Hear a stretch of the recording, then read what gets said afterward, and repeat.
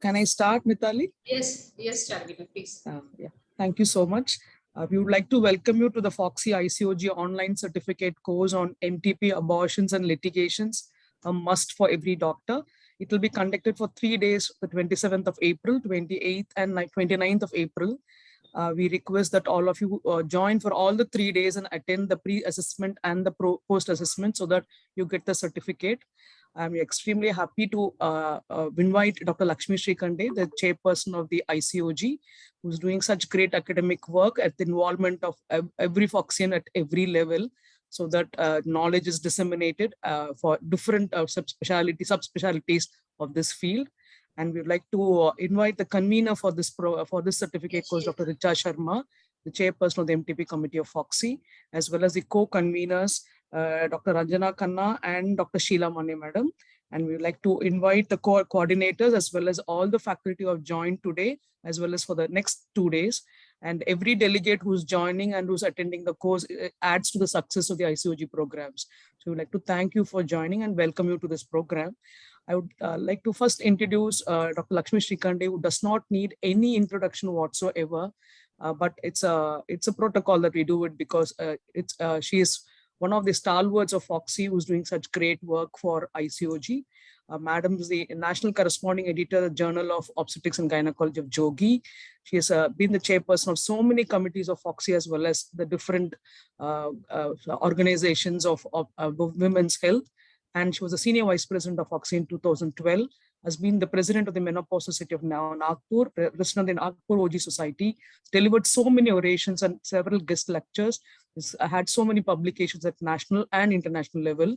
And an important, she has done social work in the form of, she has sensitized 2 lakh boys and girls on adolescent health issues. My request, Dr. Lakshmi Srikande, to bless the certificate course before we start.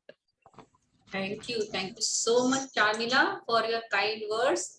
Very good evening to one and all. As an ICOG chairperson, am I audible? Yes, ma'am. Yes, ma'am. As an ICOG chairperson, I am very happy to be with you once again with this FOGSI ICOG online certificate course on MTP, abortions and litigations, must know for every doctor. And why we have chosen this course? We know that we do have very liberal MTP Act, but even then, unsafe abortions are taking place, and we have to take care of this liberal MTP Act along with the PCPNDT and FOGSO Act. And why litigations? Because along with saving the lives of mother and providing safe abortion services, we have to protect ourselves also, and that is why we have added litigations to tell you each and everything about how you can have litigation-free practice as far as MTP and abortions are concerned.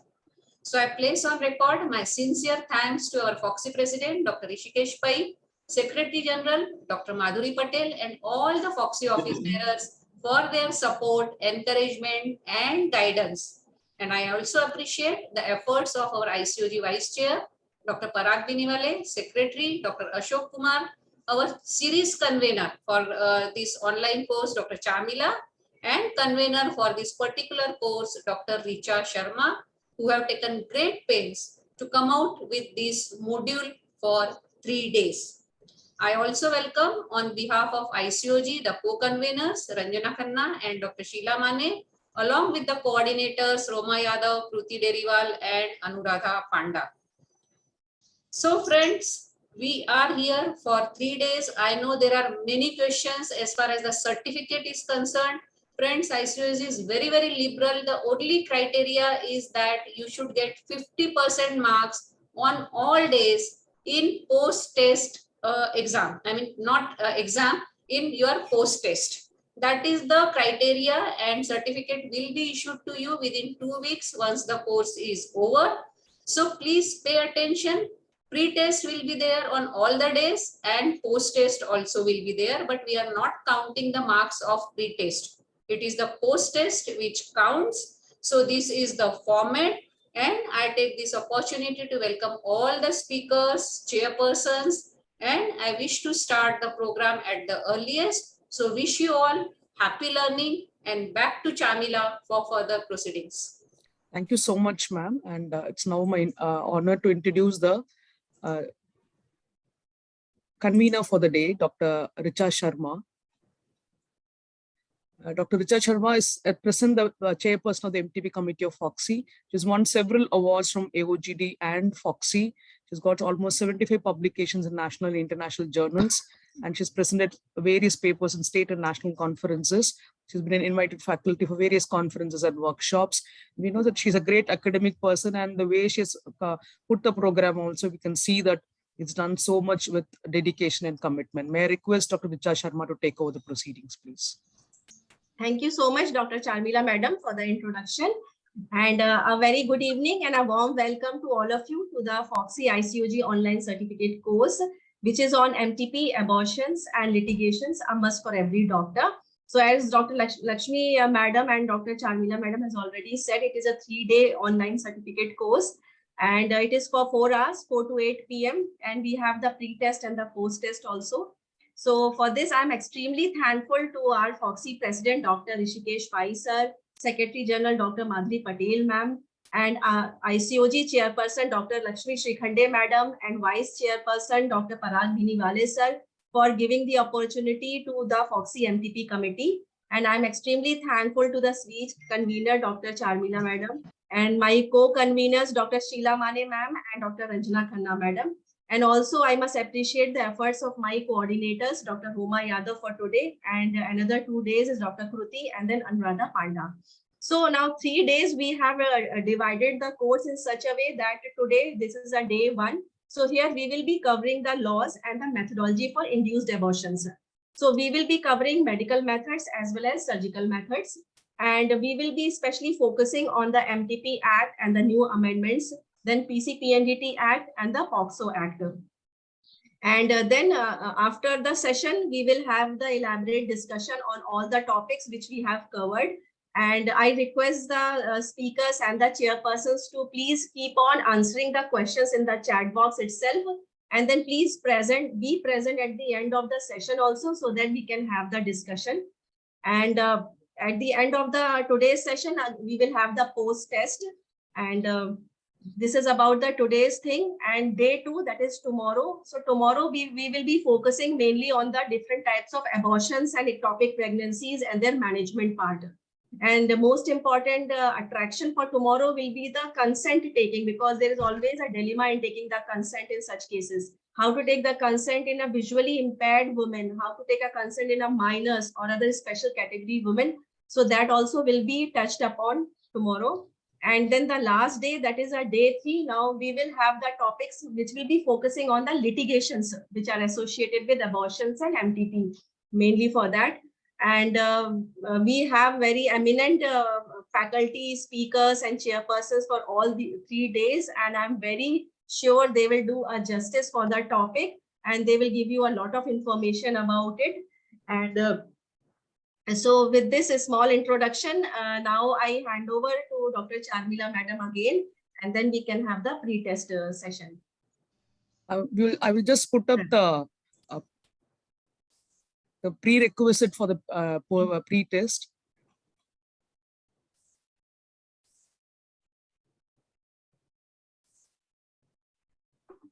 Yes, Charmila, slide was visible. Yes, ma'am. Yeah. Yeah. Attendance for all the 3 days course is compulsory. You cannot attend one day and not attend the second day and then ask for a certificate. You need to attend for all the 3 days. And there are pre-test questionnaires which will be put up after this. It will be there for 10 minutes. A link will be put at that point of time. And after 10 minutes, a link will be taken off. And after the end of this course for today, you will have the post-assessment test. Then you will have to answer the same questions.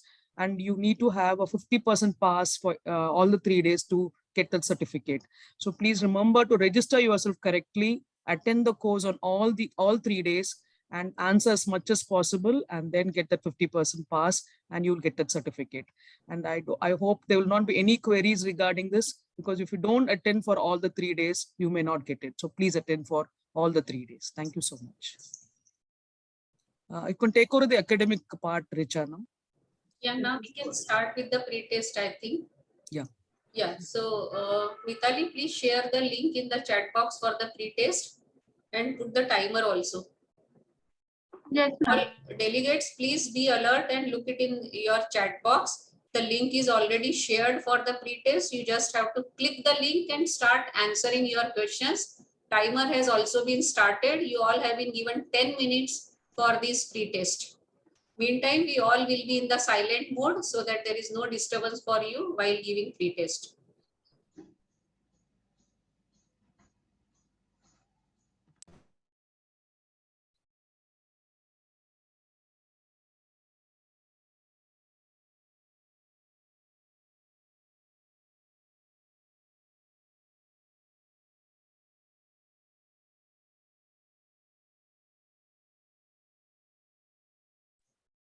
Nitali, at regular intervals, keep posting pretest link again and again in the chat box.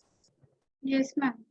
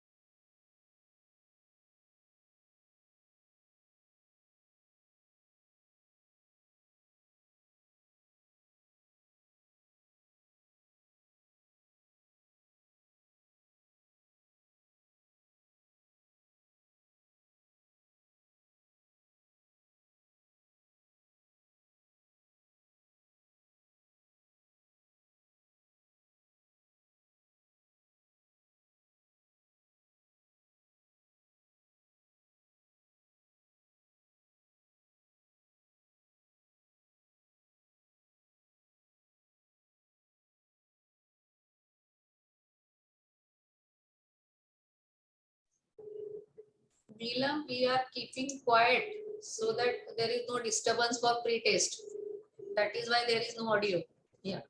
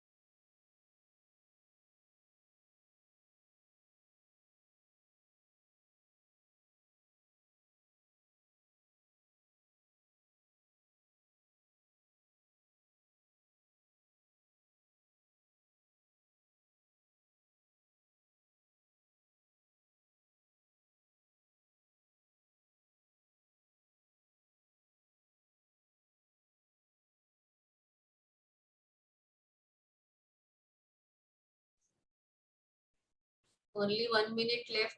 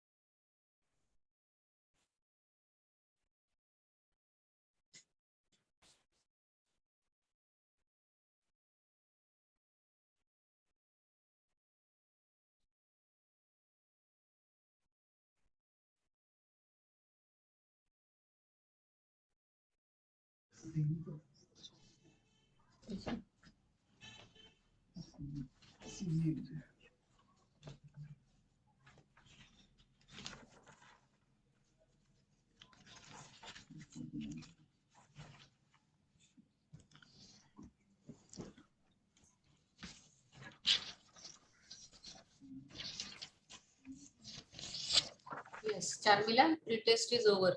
Yes, ma'am. Thank you so much for joining the pre-test. Now I request Dr. Richa Sharma to take over the academic proceedings, please. Thank you so much, Dr. Charmila. So now I invite our coordinator for today, Dr. Roma Yadav. Can you please put the CV? Dr. Roma, she will be master of ceremony for today and she will be conducting the program. So can Richa, you display the CV? You need to do it from your side. Yeah, she is sharing. Dr. Roma, are you sharing the screen? Please unmute yourself, Dr. Roma.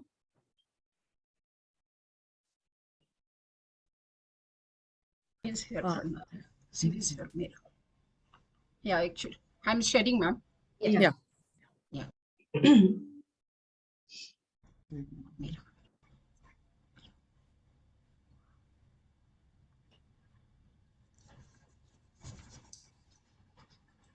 Okay, can you make a slideshow?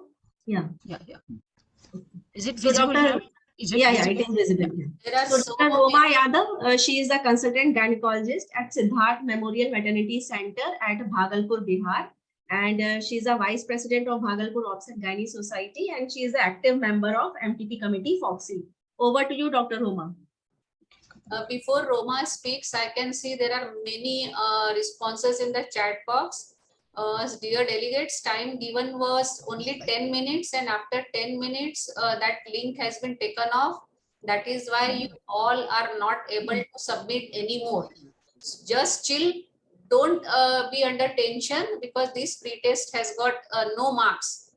But when you are giving post test, please keep an eye on the timer also, because in post test also, after 10 minutes, you will not be able to submit your post test. So just chill and pay attention to the lectures and the scientific deliberations. Yes, Roma. Yeah. A very pleasant good afternoon and warm welcome to all of you. After the pre-course evaluation, we are going to start our academic session or the lecture session.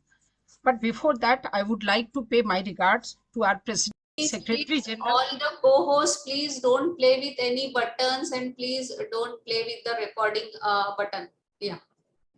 Yeah, the Secretary General, Dr. Madhuri Patil, ma'am, Chairperson ICOG, Dr. Lakshmi Srikhande, ma'am, Vice Chairperson ICOG, Dr. Parag Vinewale, Secretary ICOG, Dr. Ashok Kumar, Series Convener, Dr. Charmila, ma'am, and Convener, Dr. Richa Sharma, ma'am, who is given me this opportunity, Co-Convener, Dr. Sheila Mane, ma'am, and Dr. Ranjana Khanna, and all my seniors.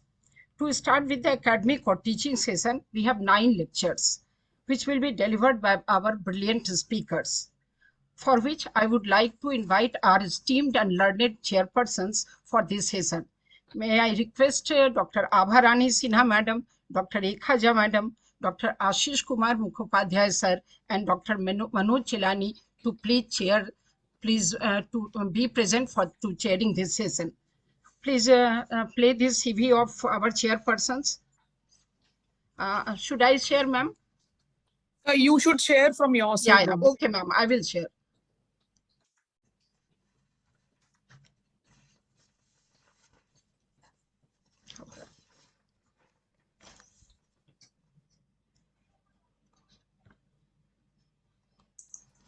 Our first chairperson is Dr. Abha Rani Sinha, ma'am.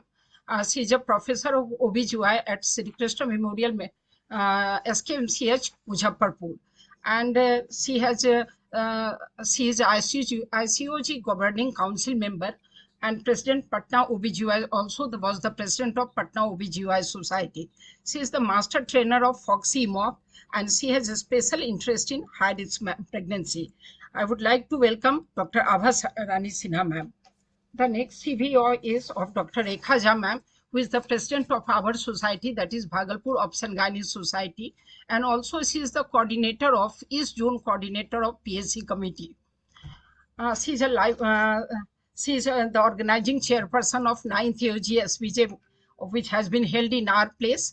And I would like to welcome Dr. Rekha Jha, ma'am. Our third chairperson is a senior member of FOGSI, Dr. Ashish Kumar Mukhopadhyay. He is the principal and professor and unit chief of Obs and Gynae, CSS Medical College of Obstetrics, Gynae and Child Health Care, Kolkata. Vice President FOGSI 2016-2017 and scientific chair of AICOG 2023. I would like to extend my hearty welcome to Dr. Ashish Kumar Mukhopadhyay, sir. Our fourth chairperson is Dr. Manoj Chilani. He is the director of Ayush Hospital and Test Tube Baby Center, Raipur. Chairperson Medical Disorders in Pregnancy Committee, FOGSI, and the past president of Raipur OBGY Society. He has been awarded by Chief Minister of Chhattisgarh.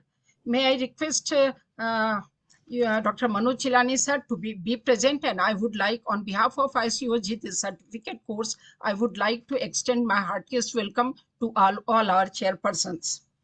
Thank you, ma'am. Thanks a lot. Now we are going to start our academic session or lecture session. The first speaker for this session is none other than Dr. Lakshmi Srikhande, ma'am, and she will talk on abortions, that is global and Indian abortion in prospect of global and Indian scenario. May I request, since Dr. Abha Rani Sinha, ma'am, is not there, I would like to request Dr. Mukhopadhyay sir Ashish Kumar Mukhopadhyay sir to please introduce Dr. Lakshmi Srikhande ma'am. Roma, I have already been introduced and I would love Ashish to give Excellent. comments after my talk is over. So Ashish, can I start? Yeah. There's It no is my point. pleasure. It is Yeah, actually my respect- pleasure to introduce you. Yeah. But yes, you can go ahead Yeah. and we will have a comment after your lecture. Thank you. Yeah. So Okay. let's focus more on the scientific content, and Yeah. I am giving you basically the overview, the abortions, the global and Indian scenario. Let us have a look at these statistics. The latest National Family Health Survey shows that around 3% of total pregnancies in India, they end up in abortions, and while 4% pregnant urban women, they opted for abortions. Naturally, this is lower in rural women, that is 2.5%. Of course, the trend is not uniform throughout our country. And when you have a look at the reasons for abortion, you can see that the unplanned pregnancy, it is the reason is 47.6% women, they have given this reason that this was an unplanned pregnancy and that is why we are opting for abortion. And the other reasons, of course, they are like contraceptive failure, health issues, complications of pregnancies, and last child being too young. So in India, it is a huge problem that in spite of having such a liberal MTP Act, still we are having 44% of unintended pregnancies, and out of these unintended pregnancies, almost 77% they end up in abortion. When you look at the global scenario, you can see that in developed countries, planned births are more as compared to unplanned births. But this is just the reverse when you go towards the lower middle income and the low income countries. Again, this is the same graph that unintended pregnancies are more common in low income countries as compared to the developed countries. A United Nations Population Fund state of the World Population Report 2022, it stated that about 67% of abortions in India are unsafe, which is really an eye-opener. It also said that 8 women die each day in India due to unsafe abortions, which were the third most common cause of maternal mortality in the South Asian nation. And 1 in every 7 unintended pregnancies in the world, it occurs in India. This is the study published by Lancet, and this is the study by World Health Organization. And according to this study, an estimated 56 million abortions took place globally each year between 2010 and 14. And these numbers, they do make a strong case that abortion should be a vital part of healthcare and should be easily available when needed. It was a proud moment for India when our proactive parliamentarians, they legalized abortion with the historic MTP Act of 1971, creating a framework meant to protect women from the grave risk of unsafe abortion. Unfortunately, in spite of this legislative protection, unsafe abortion remains the third leading cause of maternal mortality in India, and close to 8 women, they die from causes related to unsafe abortion each day. When abortion is considered unsafe, according to WHO, it is considered safe if it is done using a method recommended by WHO. So if it is done by a method which is not recommended by WHO, it is an unsafe abortion. The UNFPA report noted that the amendment to MTP Act in 2021 appeared encouraging, but added that a lot more needs to be done to prevent unsafe abortions and maternal mortality. The Supreme Court has definitely expanded the law to ensure access to abortion for all women, regardless of marital status, up to 24 weeks of gestation. So just at a glance, you all can see what else the MTP Act 2021 is provided. Here, unmarried women are also covered. Up to 24 weeks, you can do abortions. 1 RMP is required till 20 weeks, 2 for 20 to 24 weeks, and after 24 weeks, approval from the medical board. But the punishment has been increased for breach of confidentiality in the new act, that is fine and or imprisonment up to 1 year. In spite of having this MTP Act, friends, is abortion a criminal offense in India? Yes, it has not been decriminalized. The Indian Penal Code 1860 makes abortion a criminal offense under section 312. So you have to remain within the ambit of MTP Act when you are providing these services. The MTP Act is exception to this law, and this law safeguards registered medical practitioners by laying down certain conditions under which they can terminate the pregnancy. Moreover, the MTP Act specifically states pregnant women, hence making abortion services inaccessible to transgender person, gender queer and gender non-conforming, as well as others of gender diverse identity who do not identify as women. This is just for your information that India is the first country to legalize the miscarriage leave, and the Maternal Benefit Act 1961 states that in case of miscarriage, a woman is entitled for paid leave for 6 weeks immediately following the day of her miscarriage. Only thing is that woman is required to submit the proof of miscarriage, and that willful termination of pregnancy should be excluded. Why women are seeking unsafe abortion despite and in spite of having such a liberal MTP Act? There are various real stories why our women are opting for unsafe abortions in spite of having such a liberal MTP Act. And the most common reason which has come forward is lack of privacy with the doctors, more so in the public sector. More and more women has said that our society is a patriarchal society, and even though the law does not ask for the approval of husband, partner or family, even then many doctors are insisting for their approval, and privacy and confidentiality of women is most of the cases is not protected. And of course, a lack of access to safe abortion services is also one of the reasons why women are resorting to unsafe abortions.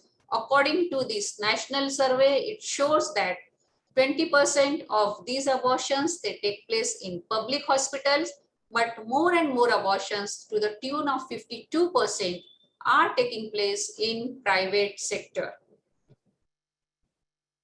At home also, some abortions they do take place, but which we all should discourage. So we all have to recognize abortion as a reproductive need. Unintended pregnancies are heavily correlated to lower education and income levels, especially for younger women and girls. If comprehensive sexuality education is not offered in their schools, they lack the accurate information. And when we have a look at the profile of women who are seeking abortion, you can see that majority of them are poor. That is 57%, 21% they belong to middle class, and 22% they belong to rich class of people. So this is according to their socioeconomic status. More poor, more chances of having unsafe abortion. Is there any link with the educational status? Yes. If she is educated, then they are more educated, and rich women, they opted for abortions in comparison with the others. This is according to weeks of gestation. We all know that up to 97% of MTPs, they take place within 20 weeks of gestation. We are telling you in detail about the FOGSI Act in today's day one module, but just one or two highlights of this act. Remember, although the act safeguards the life and rights of the children, it fails to differentiate between consensual sex and offense, and it also does not address the gray area of early marriage. any sexual activity with persons below the age of 18 years, whether it is early or not married, is considered as a rape. So this is the clash between our MTP Act and POCSO Act, which will be highlighted by the speakers when we are having a talk on POCSO Act. Now also we are having unsafe abortions because of the gender bias. In India, still people, they want a son as compared to a daughter. So again, PCPNDT Act and MTP Act, you have to know in very, very detail. Why Indians daughters, we all know. I will not go into the details of this, but just have a look at how many girls are missing because of this gender bias. The last population census, which was conducted in 2011, highlighted that we are having only 943 females per 1,000 males. And child sex ratio, which shows the number of girls per 1,000 boys between the ages of 0 to 6.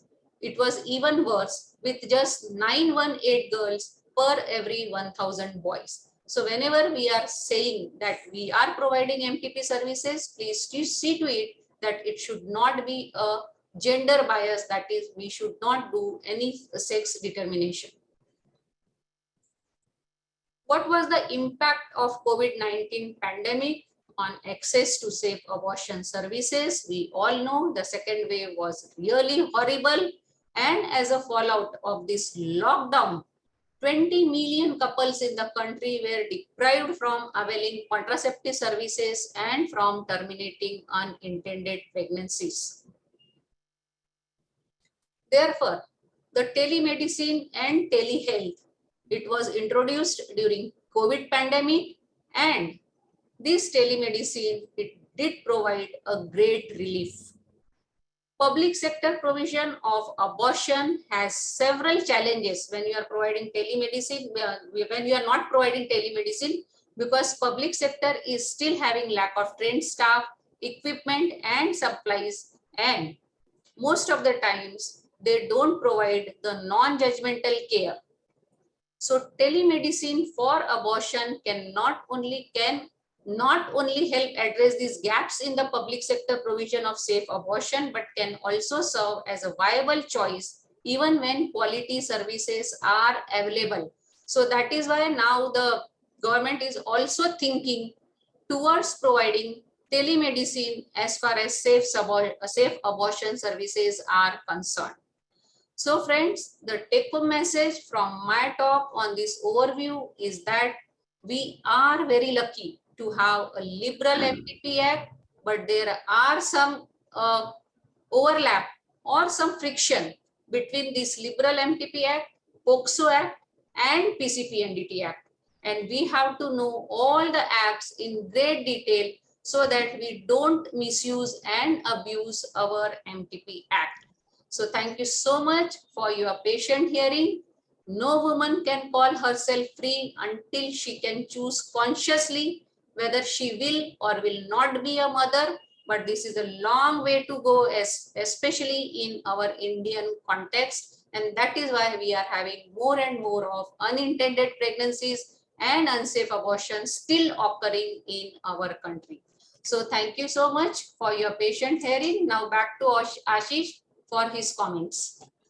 Thank you so much, Lakshmi. That was a wonderful opening ceremony of the MTP Act and the different other acts. What I like about your presentation is that you are very straightforward, very simple, but you are very much impacting in people's mind. That's what is important, because you see, these acts, they are hardly remembered. Stats and the acts are hardly remembered by the delegates, but the impact that you throw on the people's mind is wonderful. So that's what I like in your presentation. You have always been very simple and straightforward, and you have opened the innings in so many times. Now we have opened the global scenario of MTP also. I'm very happy at that. Thank you very much, Lakshmi. That was a very, very wonderful opening of a chapter. And I would like to now call upon Dr. Another giant of our ICOG, that is Dr. Charmila Ayavu. Charmila, can I introduce you, or somebody else is there to introduce you? Yeah. You can, Ashish. Yeah. Lakshmi, of course you can. In fact, she deserves to be introduced by the chairperson. No, Ashish, you introduce. I am saying you can introduce. I prevented you from introducing me because it was just a repetition. Yeah. Okay. So Dr. we have, Kumar, you are mute. Please unmute yourself. Yeah. you take the call. Who will introduce Sharmila? Yes. And thank you, Lakshmi ma'am, for a very crisp overview of global and Indian scenarios of abortion. It was really eye-opening. Few things were really eye-opening. And I welcome the chairpersons of today's session, Dr. Ashish Mukhopadhyay sir, Dr. Manoj Chilani, and Dr. Rekha madam, and Dr. Abharani Sinha. Welcome to our session today. So over to you, Dr. Manoj. Manoj, unmute karo. Haan. Yeah, ma'am. So it's- Introduction of Dr. Charmila, CV of Yeah. Dr. Charmila ma'am is on the screen. Yeah, ma'am. So it's really a pleasure to introduce my favorite Vice President, Dr. Charmila ma'am. So she's Vice President-elect for year 2024. And she was the chairperson of Clinical Research Committee for FOGSI for year 2016-18. And she's the ICOG Governing Council member 2021 to 23. She is the National Coordinator UNICEF FOGSI PCA, MEDA FOGSI PG program, ISA Gurukul program, and she's series convener of ICOG Journal Club and ICOG certificate course of 2022 to 23. She is WHO South Asia region MDSR India mentor, and she's past secretary of Trichy Ubijaya Society, and she is president Menstrual Hygiene Management Consortium 2018 and 20. So over to Dr. Charmila ma'am, please. Thank you so much, Dr. Manoj, for that introduction. Thank you, Richa, for the opportunity. And I would thank Lakshmi madam for the opportunity she's provided for all the ICOG Governing Council members in the past year. Thank you so much, ma'am. This talk is going to be on the MTP Act amendments of 2021. Dr. Lakshmi madam has already touched on several points of this act, but this is specific to the amendments which happened in 2021. And all of us know that unsafe abortions in India are contributing to the increased mortality, morbidity, and they hamper women and girls' full participation in life. You have to remember that 8% of maternal deaths per year are due to abortions, and they're contributing to almost the third leading cause of maternal mortality rate in India. And nearly 2 out of the abortions, out of the 3 abortions which are happening, are deemed unsafe. And nearly half of the pregnancy-related deaths in women and girls are happening in young girls, that is below 24 years. And WHO has named abortion to be safe when it's done by appropriate methods and it's done by trained persons. It's totally safe if it's done by those methods of appropriate, which is deemed appropriate by WHO and the other organizations. It's done by trained persons. It is less safe if only one criteria is met, that is, it's done appropriately, but not by trained persons or otherwise. And it's totally unsafe if it's not done by the appropriate methods and not by trained people. And that's why you need to know threadbare every point of this medical termination of pregnancy law and the act. But what was done in 2021 is there were some changes which is made, which is totally beneficial to women's health. The first modification which they did was in the requirement of the provider. For the previous act said before 21 that you need one opinion from one practitioner when the pregnancy was up to 12 weeks, but you need the opinion of 2 providers if you have the pregnancy is between 12 to 20 weeks and you need to go for a termination. But in 2021 they changed it to up to 20 weeks of gestation, one person, one provider giving an opinion, and terminating the pregnancy is more than enough. You do not need 2 up to the gestational age of 20 weeks. But after 20 weeks, when the patient needs a termination around 20 to 24 weeks, then you need the opinion of 2 registered medical practitioners. That change has been made. Initially, up to 20 weeks, it was allowed. And for that, you need from 12 to 20, you needed 2 providers giving you the opinion. But now it's changed to up to 20 weeks, 1 is enough. But from 20 to 24, the old law of having 2 people are needed, but we couldn't do up to 24 weeks. It was just up to 20 weeks. So the potential outcome of this amendment will be like, there'll be an increase in the number of facilities which can provide these services. especially in the public sector, like primary health centers, where you may not have more than one provider. So it has been more liberalized that abortions can be done up to 20 weeks with ease. The second modification which this act brought into is in the vulnerable group of women. Earlier, MTP was permissible beyond 20 weeks, and that you need to go to the court for that. And it can be done only when it is immediately necessary to save the life of the pregnant woman. But in 21, they brought this amendment that the upper gestation limit can be increased from 20 to 24 weeks, and that for a special category of women, that is the vulnerable category. And for birth defects, they further enhanced the gestational age. It was not even 24 weeks. If you can, you can approach a medical board, and if it's a medical birth defect is not compatible with life, you can actually do a termination even after 24 weeks. And the potential of this amendment is there's an increased access for vulnerable women to safe and legal abortion services. And it also, the Rules Committee also defined the violence victims, minors, among others, when they included the vulnerable group. The other modification was done for birth defects and congenital anomalies. Earlier, when there were birth defects and congenital anomalies, which was diagnosed late, and you can do a termination only when the gestational age was up to 20 weeks. But now the upper gestational limit actually does not apply in case of pregnancies with substantial fetal abnormalities, but that needs to be diagnosed by a medical board and certified by a medical board.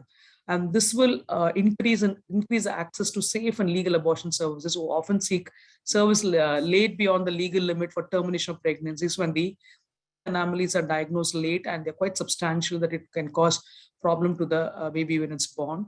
And when this, because of this amendment, there will be a reduction in unsafe abortions and also the court cases which are happening because of fetal anomalies being diagnosed quite late in pregnancy. The other modification was done related to the marital status of the lady. Earlier, the condition of failure of contraception was applicable for only married women, but now the condition of failure of contraceptive has been extended to any women of a partner. So unmarried women are also included in the MTP armamentarium without having a problem for them. And this would increase the access to safe and legal abortion services for any women, irrespective of her marital status. Especially when there are changes going to be happening in the legal age of marriage, where it's going to be increased. It's going to be an increase of improved advancement for increased access to safe abortion. Then another clause was inserted for strengthening privacy. That is, a confidentiality of the patient is paramount now, according to the amendment of 2021. Earlier, it was just mentioned that no information should be given except under the authority of law. But now they mention name, any other particulars of a woman whose pregnancy is to be terminated should not be revealed except to a person authorized by any law for that time being in force. So any older law will not be applicable, and it has to be a law which will actually ask you to give the particulars and name of a lady who's undergone a termination. This will increase the privacy and confidentiality of abortion seekers, will increase the demand, and also will safeguard the rights and dignity of women and provide respectful, bias-free services, which will include counseling and contraception. So the amendments in 2021 has prioritized confidentiality and safety for the lady.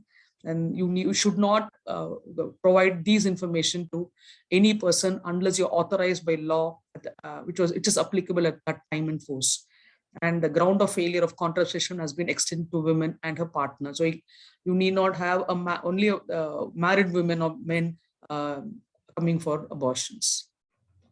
The rules, special rules under the MTP Act Amendment of 2021 has been extended to 3 categories. First is the category of special and vulnerable women who will be eligible for an extended gestational period of termination from 20 to 24 weeks. And you need to know the norms for the registered medical practitioner, which has been changed a little bit in this amendment of 2021. And that is applicable for termination of pregnancy at different gestational ages. And the third change which has been made is the power and function of the medical boards, which were not there earlier, which will include an obstetrician, a pediatrician, and a radiologist when available. It needs to be formed in each state, and it's mandated to provide timely evidence-based decisions. So they cannot sit on a case for a long time, and the gestational age should not be crossed beyond a point. And they made it very simple and very useful for the abortion seeker. And we need to know the special category of women who are eligible for termination between 20 to 24 weeks. Do not think that you can do terminations for any women who walks into your clinic between 20 to 24 weeks. You need the opinion of 2 providers, and you need to remember that these categories are the people who are eligible for that termination. The women, if she's a survivor of a sexual assault, rape, or incest, and she's diagnosed late with a pregnancy beyond 20 weeks up to 24, you can offer her a termination. Suppose these are women with pregnancy in humanitarian settings, disasters, and our emergency situations, which has been declared by the government. Suppose she's had a change of marital status during this ongoing pregnancy, that is, she's become widowed or divorced, then she's eligible for a termination. A lady with physical disabilities, but these disabilities have to be categorized under the criteria, as per the criteria under the Disability Act. You can offer abortions for women who are mentally ill, including mental retardations, can be offered for minors below 18 years of age, and it can be offered to a congenital anomaly or a fetal malformation that is a substantial risk of being incompatible with life of the child is born would suffer from such physical or mental abnormalities to be seriously handicapped. So you have to meet either any of this criteria before you can offer termination between 20 to 24 weeks of gestation. And the norms for the registered medical practitioners has also been extended a little bit. Earlier, it was like it can be done by a practitioner who has assisted in 25 cases of MTP and should have done at least 5 cases independently in a hospital, or they should have completed 6 months of house surgery in obstetrics and gynecology. They should hold a postgraduate degree or diploma in obstetrics and gynecology, or they can have an experience of at least 1 year in the field of obstetrics and gynecology before they can provide terminations. And you need 1 RMP up to 20 weeks now, 2 RMPs between 20 to 24, and for beyond 24 weeks, the termination can be done based on a medical board opinion. And the amendments which has been made for the registered medical practitioner have added 1 additional category is for a termination up to 9 weeks with medical methods, mifepristone, misoprostol. It can be done by a registered medical practitioner with the experience of just 3 months in a hospital, which does obstetrics and gynecology, or if they undergone training with performance of 10 cases of MTP by medical methods under the supervision of a RMP in a hospital which is established or maintained, or in a training institute approved for this purpose by the government, they can do an abortion up to 9 weeks with medical methods if they meet this criteria. The earlier criteria, which was like 25 cases and 5 being done independently, a postgraduate degree or diploma in OG, 6 months training as a house surgeon in obstetrics and gynecology, or has done 1 year course in a practice of obstetrics and gynecology, they can do till 9 weeks. So they've had 1 additional, that is a less experienced person can also offer medical method, but only up to 9 weeks of pregnancy. Up to 12 weeks, the person who has undergone just training for 3 months is not eligible to offer an abortion. You need the one who's well trained, that was done 25 cases, assisted in 25 cases, and has done 5 independently, or holds a degree or diploma in obstetrics and gynecology, or has completed 6 months house surgery or 1 year in obstetrics and gynecology. 12 to 20 weeks, the one thing is RMP, the person who can do it, one has been reduced. That is, there need to be more experience. A person who is just assisted in 25 cases cannot do an abortion between 12 to 20 weeks. Can be done only by a degree or diploma holder, was done 6 months house surgery course, was done a 1 year course in obstetrics and gynecology. And for a pregnancy which is between 20 to 24 weeks, you need this type of experience up to 20 weeks. But beyond 24 weeks, it has to be a person who holds a degree or diploma in obstetrics and gynecology or has done a 1 year course. It cannot be done by a person who has done a 6 months house surgery course or has assisted in medical termination of pregnancy. And for this, when you want to do it beyond 24 weeks of pregnancy, the opinion of the medical board is required. And for the termination procedure, when it's advised by the medical board, it can be done in a place which is approved for the procedure with all safety precautions, and you have to do an appropriate counseling also.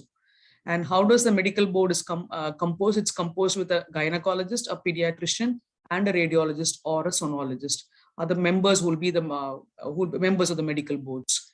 And this medical board has got the power to allow or deny termination of pregnancy beyond 24 weeks of gestation, only after due consideration and ensuring that the procedure will be safe for the lady at that gestational age. And they have to say whether the fetal malformation is substantial risk of it being incompatible with life, or the child is born would have suffered from such physical or mental abnormalities to be seriously handicapped. And they can include other specialists in the board and additional investigations also can be added for deciding on the opinion for termination of pregnancy. And so this is a very important point. This medical board has to examine the lady, check all her reports when she is approached for a medical termination, and they have to give their opinion in Form D with regard to the termination of pregnancy, which can be rejection or acceptance of the request for termination. And they have to give it within 3 days of receiving the request. They cannot procrastinate for a long period of time. And to ensure that the termination procedure is carried out as advised by the medical board with all safety precautions. And this has to be done within 5 days of receipt of the request for medical termination of pregnancy. It cannot be procrastinated. Within 3 days, the opinion should be given. And then within 5 days, the procedure should have been done. That is the amendment in the MTP Act of 2021. Thank you so much, Dr. Lakshmi ma'am and Dr. Richa Sharma for the opportunity.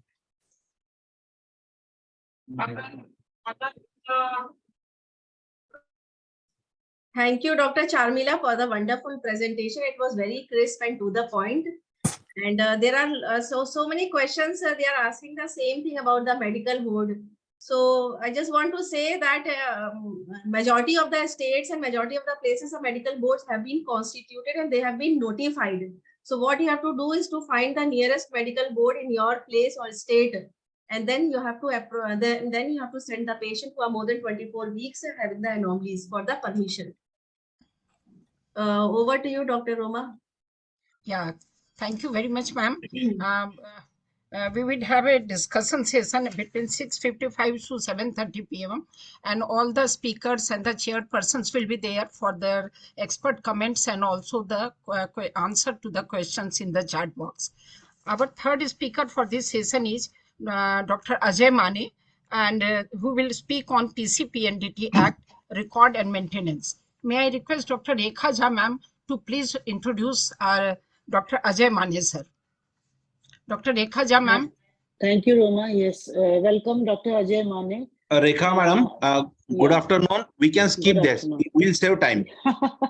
Okay, so with a warm welcome from this ICOG program organizers, on behalf of them, I am welcoming you and you can start your deliberation. Yeah, thank you, ma'am. Thank you very much. So shall I? Yeah. Yes, you can share your screen and start speaking. Just a minute, I am sharing.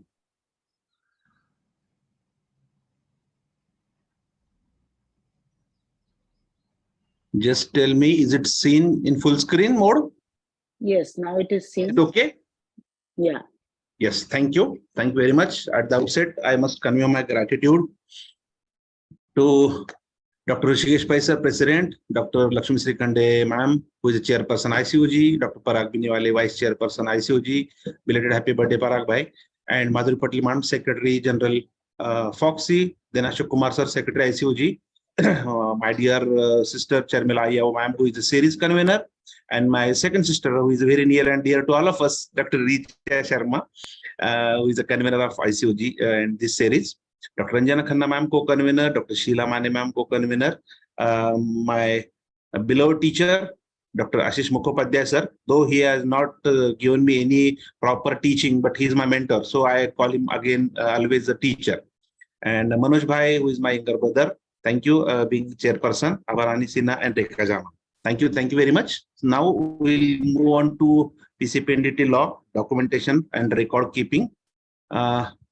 I'll be skipping some of the slides which are not necessarily related with this topic. So please pardon me. Use details about pregnancy is intrauterine or extrauterine or heterotopic. It is very important to see because many of the time it happens that we have given medical termination and the pregnancy is extrauterine or intratubal or heterotopic and it got ruptured and patient succumbed likewise. Then about gestational age confirmed, then fetal structure deformities, like around the baby, quantity and characteristic, then pelvic and fetal head measurements, placental positions, then cord, about the cord, and so accordingly we need a sonography. So it was an old PNDT, prenatal diagnostic technology, 1994, Before 1994, there was no act. Then it was amended in PCPNDT as a PCPNDT. Preconception is attached with that PNDT in 2001 and 2003. Few amendments were done in 2012 again, and 2018 and 19.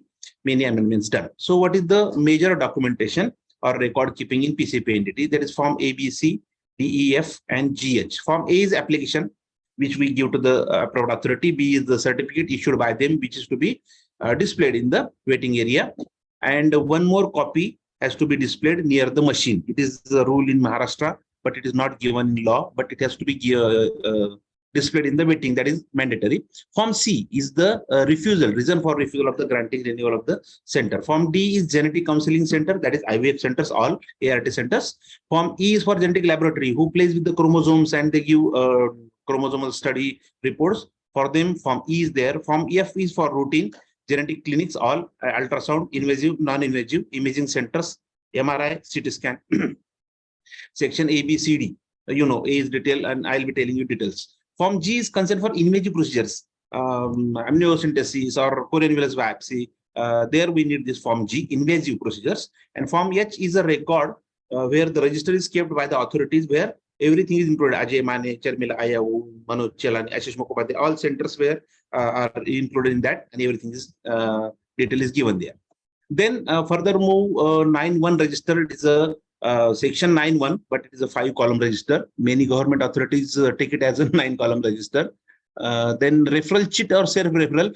These are the list of documents which are mandatorily to be preserved.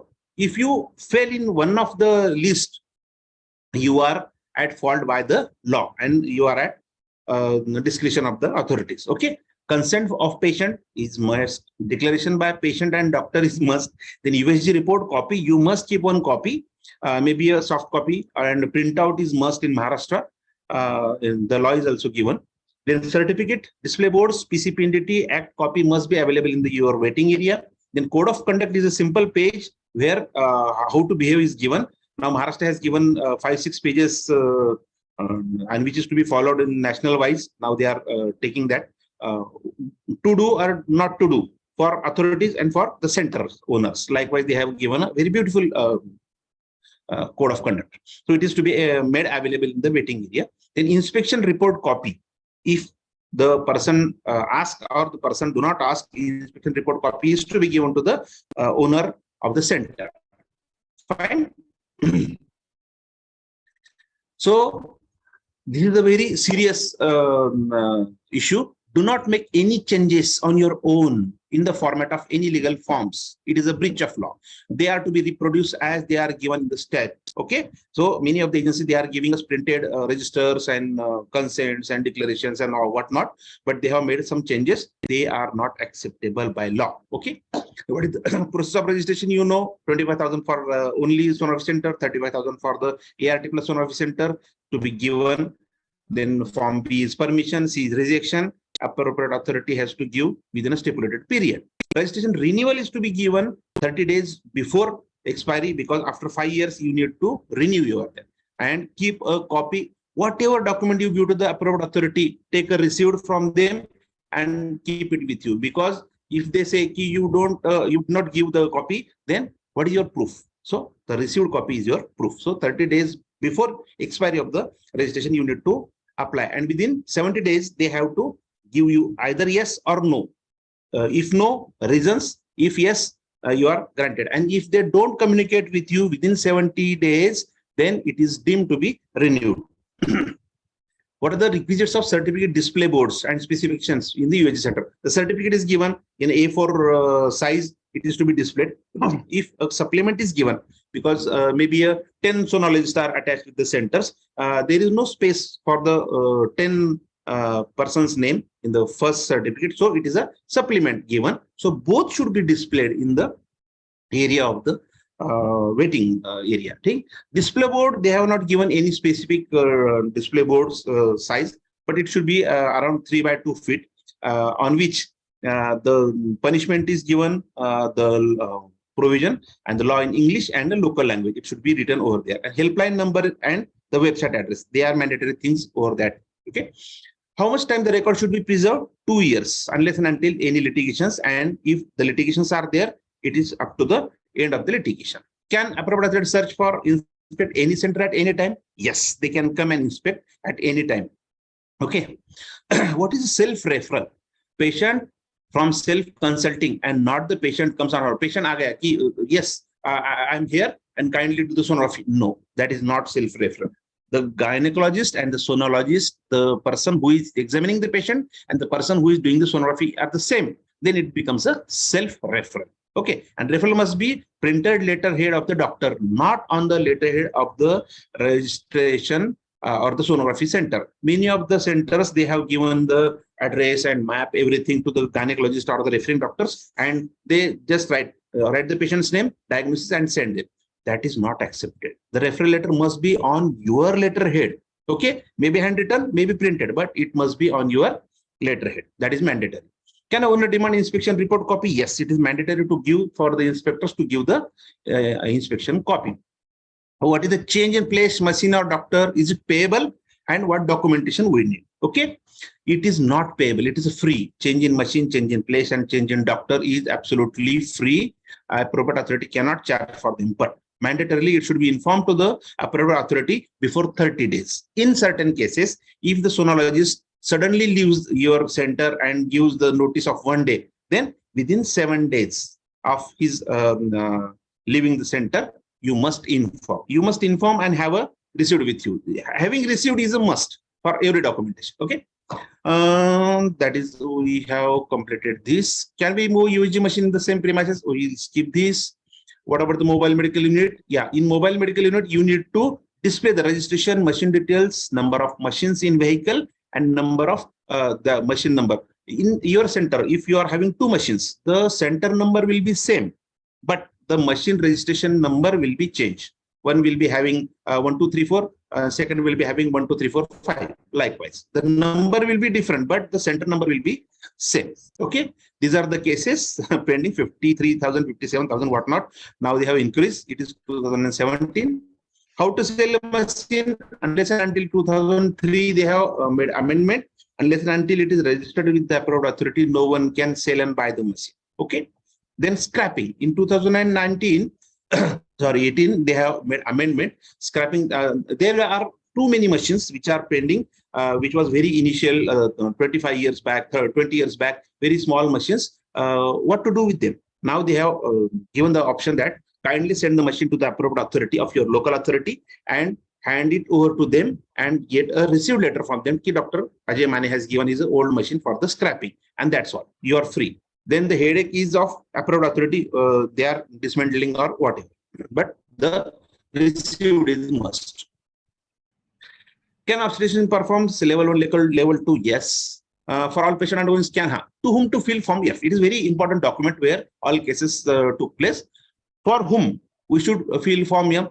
The pregnant woman, regardless of gestational age, viability, ectopic, parity, whatever. If she is pregnant, you need to fill the form F. You complete the form F, leave 2-3 columns, then get the patient inside your sonography room, do sonography, fill the rest 2-3 columns, and get a printout of F form, send it online, then everything is done. Patient signature and a printer report copy, and keep it with you. Okay. There are 4 sections: A, B, C, D. A is a routine,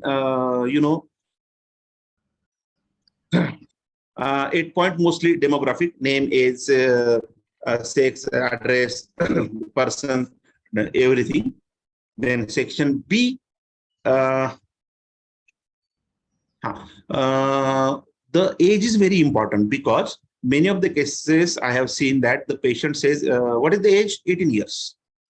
But when she got pregnant, she was not completed 18. So she comes under POXO Act. You need to inform the patient to the police, nearest police station or a child welfare committee. If you do not inform them, the POXO Act will be given by Shamal said, sir. So I'm not going in detail. So you need to inform. Okay. Then section A, male, female, write the numbers of the children, and surrogacy, there is no column for surrogacy. Section A, continue detail of referring doctor, name of the institution, and self-referral. Okay. Then section B is very important here. The weeks is very, Okay, sorry. Section A continues. LMP or weeks of pregnancy is given in Section A. It is very important. Then first trimester, second trimester, you need to categorize them. Section B, it is for non-invasive. Okay, Section C is for invasive and D is for declaration of patient and declaration of doctor. There are 4 sections. We need to fill Section A compulsory, D compulsory, either B or either C. Okay, in Section B, 8 points, name of performing doctor. Indications, there are 23 indications. Okay, and 24th is any other, where the NT scan, targeted scan, whatever another thing you can fit over there. These are the 23 indications given. We need to tick 1 or 2, or we can give 1 or 2. It is not mandatory to give only 1. Okay, we can do that. Procedure carried out, section B continued. Procedure carried out, date, result of procedure conveyed, and any indication of MTP. These are the 3 columns which is to be kept vacant before doing the sonography, and after sonography we need to fill these. And then if you do not want to fill the form, just have a tick over there or not applicable. It is a done. Okay, section D is declaration. I told you I will show you the pro forma. This is section D. This is patient declaration. Then again doctor's declaration. We need to give a copy of declaration to the patient with the report. That is mandatory by law. What is the logic behind that? We don't know, but we need to give. So we need to give. This is there is a no pro forma for referral slip. But in Maharashtra, the government of Maharashtra, they have given one referral slip where they mention that name of the doctor, name of the institute, address of the institute, indication, that is mandatory, and stamp is mandatory. Stamp and signature. Date, stamp, signature is very important. Have a habit of putting date beneath your signature always on all reports, on sonography report, on MTP, on your daily rounds and whatnot. But where you sign, put a date. Referral slip, it is to be seen by the inspectors during inspection. It is very important. Many of the centers, they keep referral slip separately, then report separately. And whenever the inspector says, okay, give me the number 30/31, then they start finding. Okay, don't do that. Make a complete bunch of one patient where the referral slip, the report, the other printouts, everything, and it is to be pinned and kept in one place. So that is very easy. So these are the 4 or 5 columns which we need to concentrate on. 9(4) states that all should fill Form F online. It is mandatory. Okay. From 2012, it is mandatory. Beforehand, we were filling it on offline in registers, and we were keeping some columns vacant, and that was the main problem. So, sorry. Now it is online. Unless and until you fill all columns, it is not going to get submitted. So the fear of keeping a vacant column is not there. Okay. 9(7) states that one hard copy, either printed of online form or handwritten, must be kept. So printout is very easy. Have a printout and staple it with the Form F printout, then the referral sheet and the report together. 9(8) said that the record should be submitted till 5th of every month. Every month before 5, you need to give 2 records. PCPNDT, one is empty. A separate register has to be kept for other USG, non-pregnant women. Okay. 9(1) register numbering. What is the numbering? Numbering starts on 1st of April. MTP numbering starts from 1st of January. So number starts 1/1. Okay. In April, 30 cases. So it becomes 30/30. And on 1st of May, it becomes 1/31. 31 is a progressive number. So it is for yearly number, and one is a monthly number. Okay. And put the same numbers on the report, put the same number on the referral sheet, put the same number on the declaration, so that it will be very easy to find. Then 9(1), it is a 5-point register. What are the columns? This is the column. Serial number, name of woman, main undergoing test. This is a very contradictory. Then address and contact number, name of spouse or father, date of diagnostic test. There are 2 columns which are controversial. The second one, name of woman and men. One place the legal advisor was telling, every person is to be registered in this. So all men should be registered. One radiologist says, sir, I do 100 or 120 cases per day, out of which 100 or 99 are male. So shall I? Yes, you need to enter. No, that is not the case. Why they have given male? Because ART law was not there. it was prepared before ART law. So when we do scrotal sonography or ART procedures, there we need to keep the name of man. That's why it is a man and oblique woman. Okay. And the fifth column, date of diagnostic test. Previously in our, rather as on today also, in the main law of central government, they have given the date of first visit. Who is going to remember that first visit? I am neither doctor nor the patient. So we fought, and our government of Maharashtra, they have amended, and very soon the central government also accepting that date of diagnostic test on which the sonography is done, means the today's date. If you do it on 27, write down 27, because nobody is remembering the first visit of the patient, neither patient nor doctor. So it is controversial. So this is a very simple register. 9-8 and sell the complete report that I told you. Record to be maintained for 2 years, already told. And then renewal. For renewal, it is again told before 30 days, 70 days, within 70 days they have to use. Operator machine changes 30 days prior to be informed, or if suddenly it took place, then within 7 days. And what is the management? Very simple management of record. The report, images, declaration of doctor, form F copy, and declaration of the patient, and referral slip. All should be stapled together and filed serially with a serial number. That's all. Very easy. The entry in 5-point register should be made immediately. Okay, before going the patient inside. Then send the patient for sonography. This is not difficult. Do it immediately, or you have to do it once. Get accustomed to it. Very easy, and you have no excuse, otherwise you need to face the consequences. Keep a separate person for that. That is very easy. And record room must be a systematic, easy available. Whenever the appropriate authority, the NIMC team, the state authority, they come, they ask 10% of the random papers. If you do suppose 300 papers, they will ask you 30 papers लाओ, 1, 2, 3, 4 बीच में उठाएंगे. और उसमें से कुछ problem हुआ कि you are at problem. So 10% of the total cases, they will be going to inspect 100%, because they need to make the entries in their report. That's why they need to check the 10% of the total. Amendment 2003 is a sale of machine, I told you already. Machine scrapping, I told you already.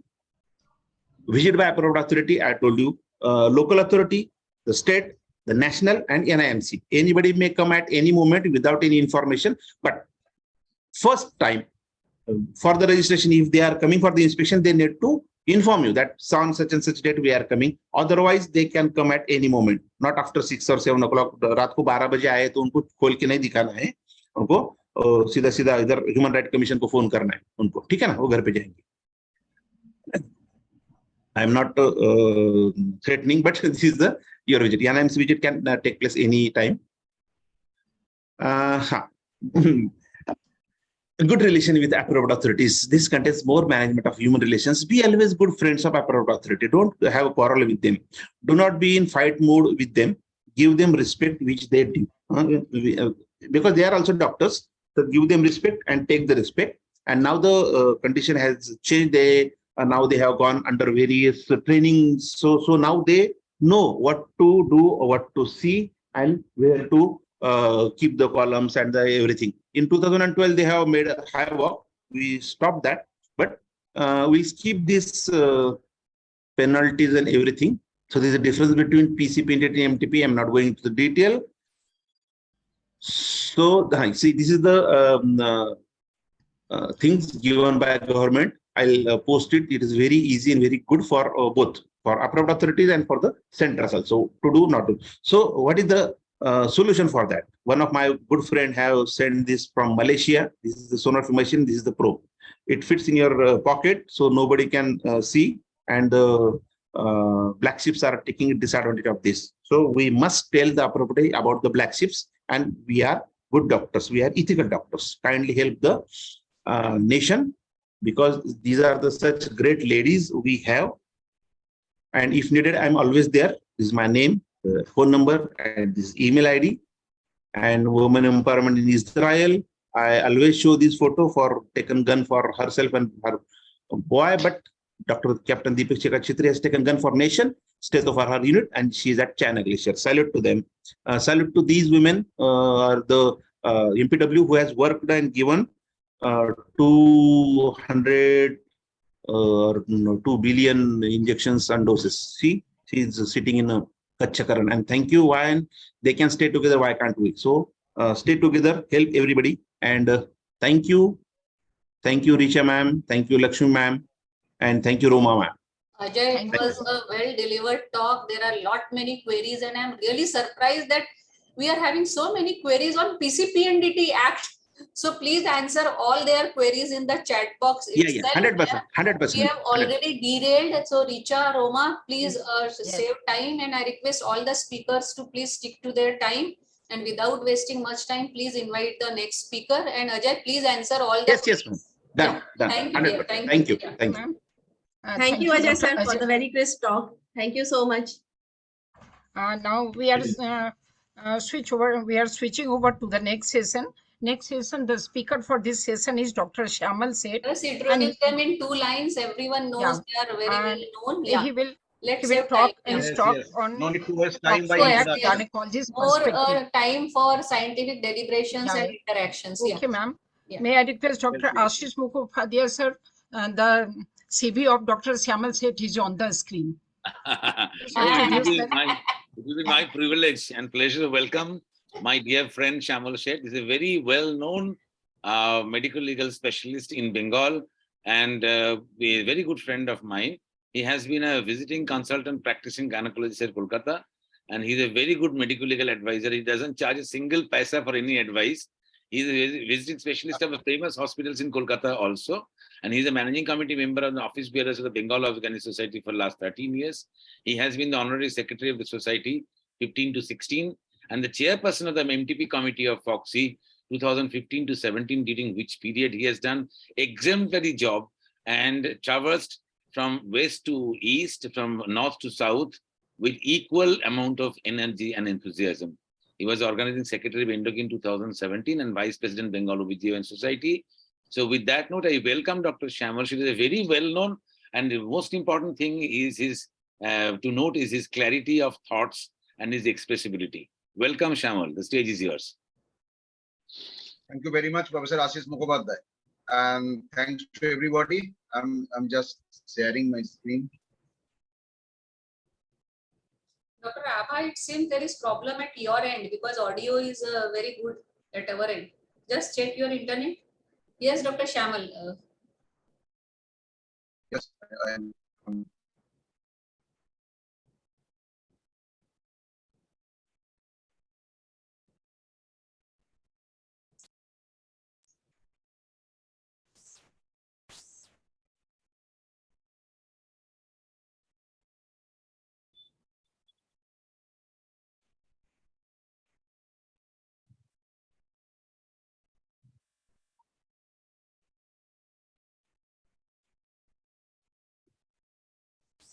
Have you opened the presentation, Shyamal? Yeah. No, Home screen is flooded. But this is not getting moved from the screen. That is the problem. Okay. Open the presentation and then share the screen. That will be easier. Okay, then I'll do that. You can, Shyamal said, sir, you can do this way also. You are sharing your entire laptop. Now you share and then you can open. Actually, yes. Open the presentation and then share. This is not going up. Okay. Have you pressed the share screen button? The presentation is just behind this Zoom screen. Okay. Then press the share screen. It will go off. Press the share screen. It's not going. It's not going up. That's the problem. Can you press the escape button once and then press the share screen button?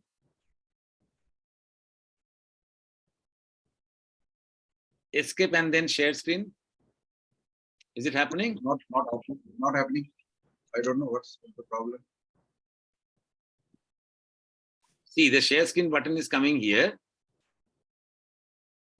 Now I am sharing the presentation. Let's see whether it comes.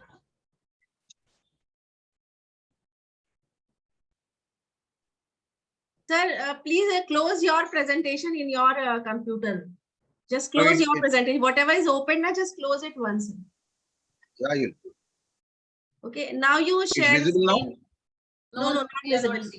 Now you share the screen and again share the screen. You press twice. Then also you can do that way. Yeah. But he hasn't opened. If he doesn't open the presentation, it won't come, na? Right?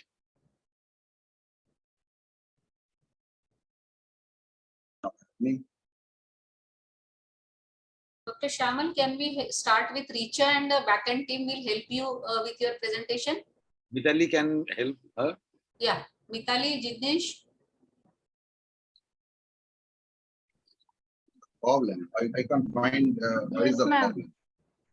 Okay, Dr. then I will Shamal ko share phone- my screen. Can I share my screen now? Yeah, Can Richa, meantime you start. Jignesh, Yeah. इनको phone करके इनको help करो. Dr. Shamal को. Yeah. Okay, so now I will share Please my start. screen. You have been already introduced. Please start. Yes, yes. Thank you. Yeah. So now I will start my presentation. I will just open it.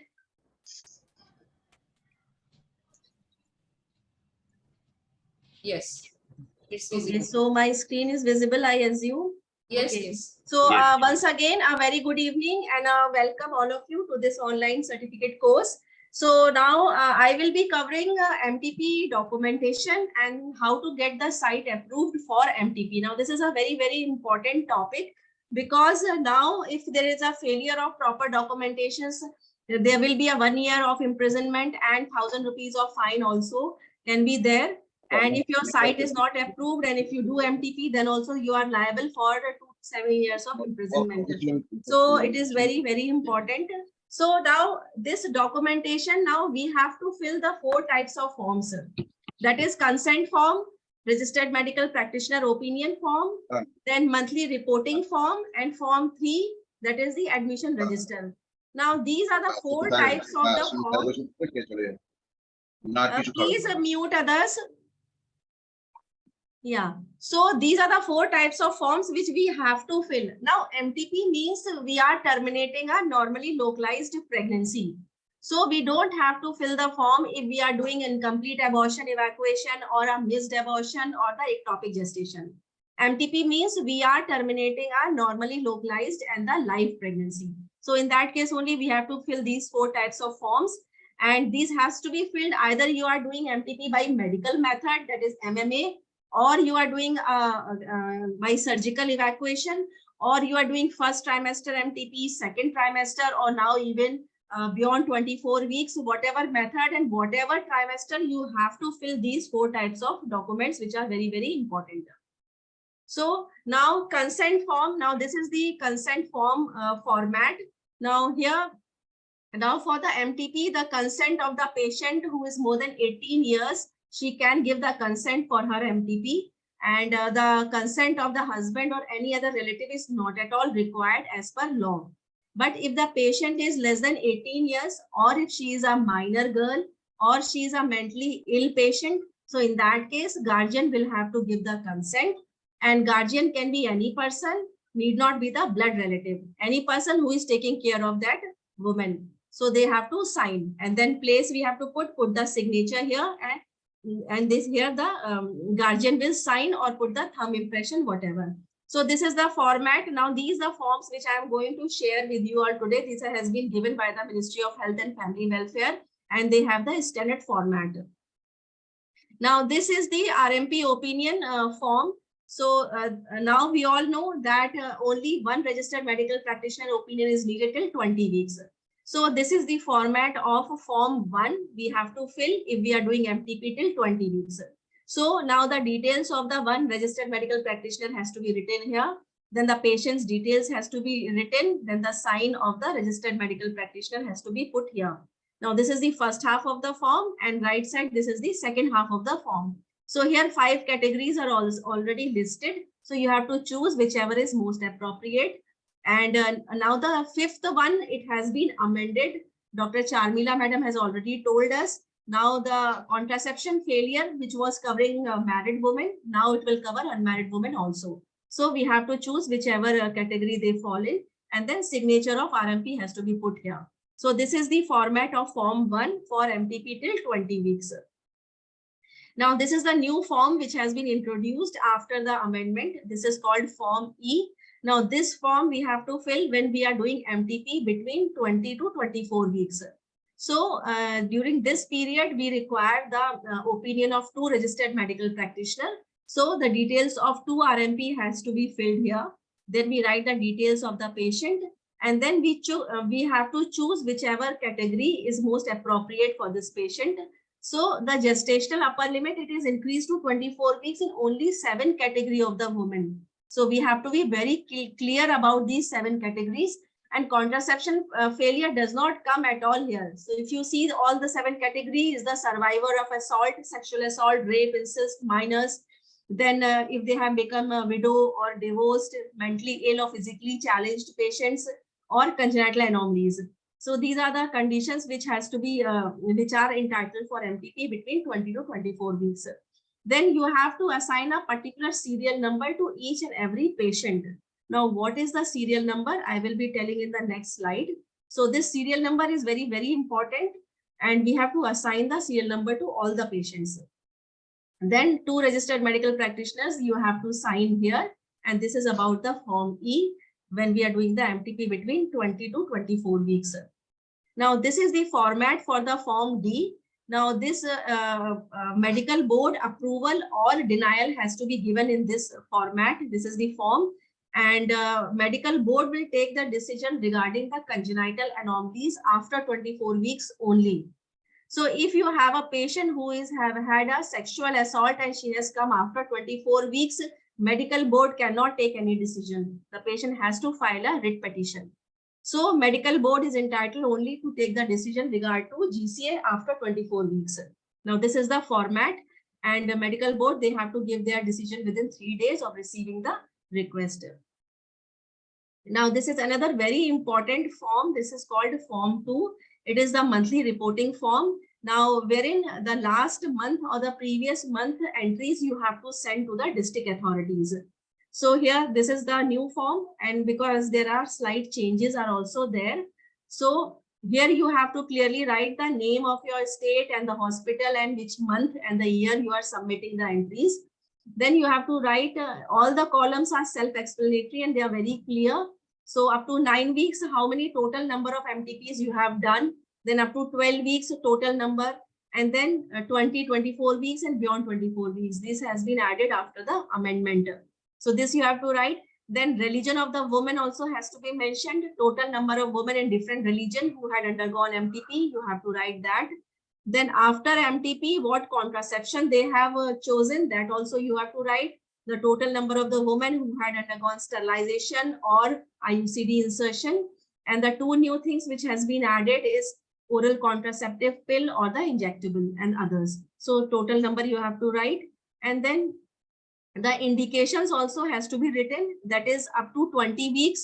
There are 5 indications. So you have to write the total number of the women in different with different indications who have undergone MTP, then 20 to 24 weeks and beyond 24 weeks, depending upon your health facility, up to what period of gestation you are doing the MTP.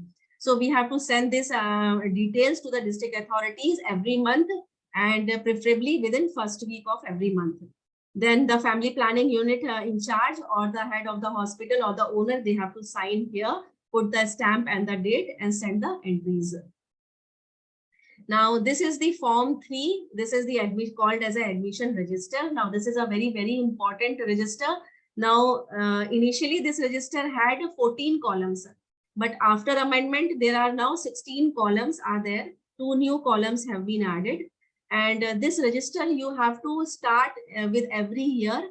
You have to write the name of your hospital and then the month and the year when you are starting. Now, if you see on the left side, the serial numbers are there. So you have to write, assign a serial number to all the patients who have come for MTP.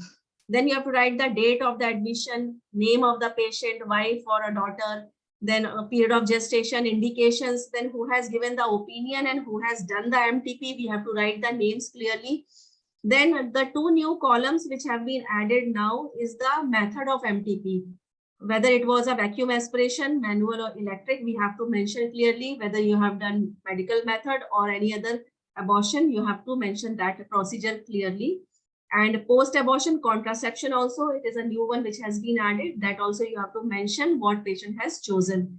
Now, this register is very, very important, very secret document. Confidentiality has to be maintained.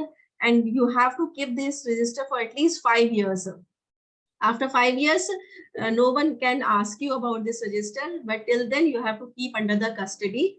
And you should not show the details of the patient, should not open this register in front of anybody till they have the court order about it.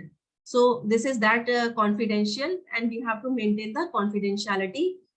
So this is about the form 3. Now, since here it is mentioned date of admission. Now, suppose if you are giving the medical method of abortion to the patient, that is on the OPD basis, we are entitled till 9 weeks. So in that case, what will be the date of admission? So in that case, the date of admission will be the date when you are giving the mifepristone to the patient. Then another column here is the date of discharge. Now the patient who is again taking the medical method on OPD basis till 9 weeks. So date of discharge will be the day when she has come for the examination around day 15. And suppose the patient doesn't come for the follow-up around day 15. So in that case, the date when you had given the misoprostol tablet, you have to put that date here and close the entry for that patient. So this is about this register. So once again, I repeat, now the consent form is very important. Then the registered medical practitioner opinion form, either form 1, form E or form D, whatever you have filled depending upon the period of gestation. Then always better to have a copy of previous month data, and then form 3. So these are all confidential forms. Now first 3, you have to properly envelope them and keep them in the custody for any future references, if at all. So this is about the MTP documentation. And now coming to the site approval. Now we all know that all private hospitals or the nursing homes or the medical college also, they have to take the approval from the government for MTP. But the government hospitals or the government setup, by default, they have the approval. They don't have to apply for the separate approval. And approval, it is given by the district level committee. So now the government hospitals now who are entitled for MTP is that provided other criteria are fulfilled. So primary health centers, they can do MTP till 8 weeks. Then CSCs can do up to 12 weeks, district hospital up to 20 weeks, and medical college up to and beyond 24 weeks. And but private hospital, they have to take the approval from the government. Now the approval for the MTP, it is given by the government, and that is a district level committee. So this is the composition of the district level committee. So here the minimum members are 3 and the maximum are 5 members, including the chairperson. So the chairperson of the district level committee will be the chief medical officer or the district health officer. Then one should be the gynecologist or the surgeon or anesthetist. Then 1 or 3 members can be from the local profession, medical profession, NGOs or Panchayati Raj institution of the district. So this committee, they have the tenure of 2 years. So they are supposed to give the approval. So, but how to apply for the approval is very important. So there are the few infrastructure requirements which you have to fulfill. So approval is given till only 24 weeks. So if you want the approval till 12 weeks for your private hospital, you have to have the 5 infrastructure at least. So you should have the gynae examination table, labor table, resuscitation equipments and sterilization equipment, then drug and parenteral fluid for emergency. Now the whole list is already there in the website. You can refer to that also. Then you should also have the backup facilities for the complications and the treatment of shock, then facilities for transport. So these are the basic infrastructure requirement for MTP approval till 12 weeks. Now, if you want the approval till 24 weeks, so in addition to these 5 infrastructure, you should also have the OT table, then instruments for performing the abdominal and gynecological surgeries and anesthesia facilities. So this is for the up to 24 weeks. So approval now it is given till only 24 weeks. Beyond 24 weeks, the approval is not given, and that is only in the medical colleges. And those places who are entitled for MTP beyond 24 weeks, those sites, they should have all these facilities. And in addition, they should also have the facilities for the procedure under ultrasound guidance. So that is must for them. So now how to apply for the approval is the form A. You have to fill the form A. So here you have to clearly mention whether you want the approval till 12 weeks or 24 weeks. So after 24 weeks, approval is not given.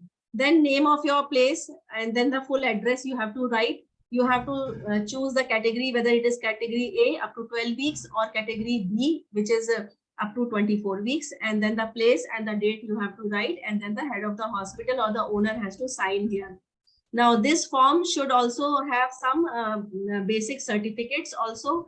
Now, I just want to make one clarification here, like the centers who have already got the approval for 20 weeks. So after amendment, it means 24 weeks. So those centers don't have to reapply for the approval, but then you have to write application to the CMO of your area and get your form B updated, because that is the form which you have to display in your health facility. This I will be showing you next.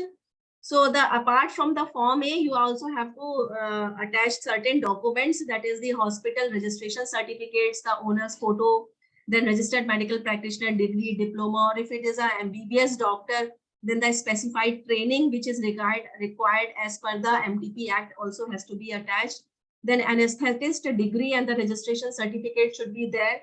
Then also the affidavit saying undertaking from the owner of the hospital that the particular registered medical practitioner anesthetist, they are the consultant in this particular health facilities. So these are the basic documents which you have to attach when you are taking the approval. Now this is the certificate B. Now the approval is given in this certificate. So here it will be clearly written that you are entitled, your center is entitled for MTP till 12 weeks or till 24 weeks. So it will be mentioned here. So this is why I was telling you to get your form B updated, because you have to display this form in the place wherever you are doing the MTP services. And so the patient should not get misled, because if it is written 20 weeks only, then they will think that you are not entitled. So that is why you have to get your form B updated. 20 means 24 weeks. Then government signature and the seal will be there. So this is the certificate B, certificate of approval. So now once you have got the approval of your center for MTP, so the renewal is not at all required. But we have to remember one thing, then the CMOs, they can come for the inspection from time to time. And you have to keep up your standards which has been laid down by the MTP Act. Because if the CMOs, they find that the place is not maintained properly and the MTPs are not done under safe and hygienic conditions, or there was the death or the injury to a pregnant woman because of unsafe and unhygienic condition. So in that case, CMO, they have the authority to seize any article, medicine, or the admission register or the document. And then they can even recommend to the district level committee to cancel or suspend the registration. So you have to keep up the standards and the infrastructures which has been laid down by the MTP Act. So how you now just a summary, how you go about taking your approval is very simple. You have to fill the form A, that along with the certain documents which I've already told, and then you have to submit to your CMO of your area.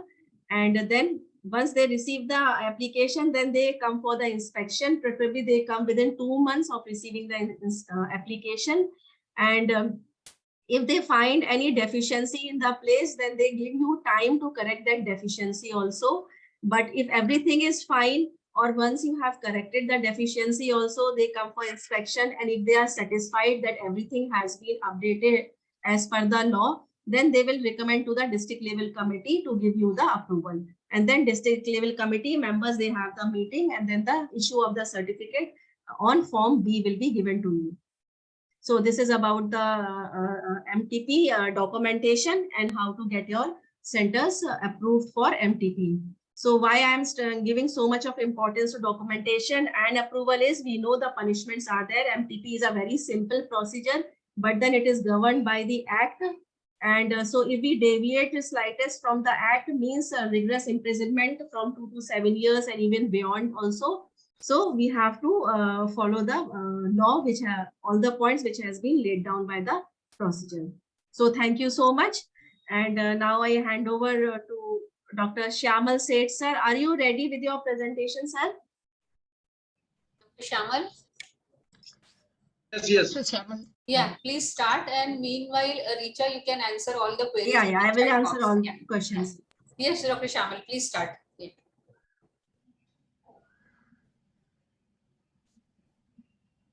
Please unmute.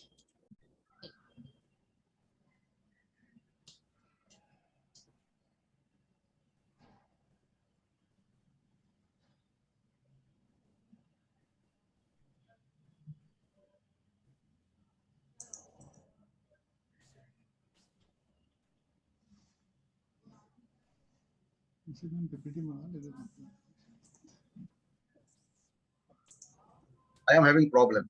This thing is not moving. I don't know why. Can you send sir, your... That is fine, sir. Now, where is your PPT? You just click on that PPT. This is your laptop, I think, which is shared. I have clicked on share, but this Zoom top line is not moving away. That's the problem I am facing. Sir, you just click on it that was not PPT there icon. when Richa was giving her talk, but it has appeared again. Jitnesh, bolo. Sir, you just click on the bottom icon. Yes, I have been clicking and share screen. Yeah, you will see a pop-up window where you will see the PowerPoint presentation icon or the slide. Said, please share the PPT with me. I will share the screen. Otherwise, I'll have to mail it. Yeah, please mail it.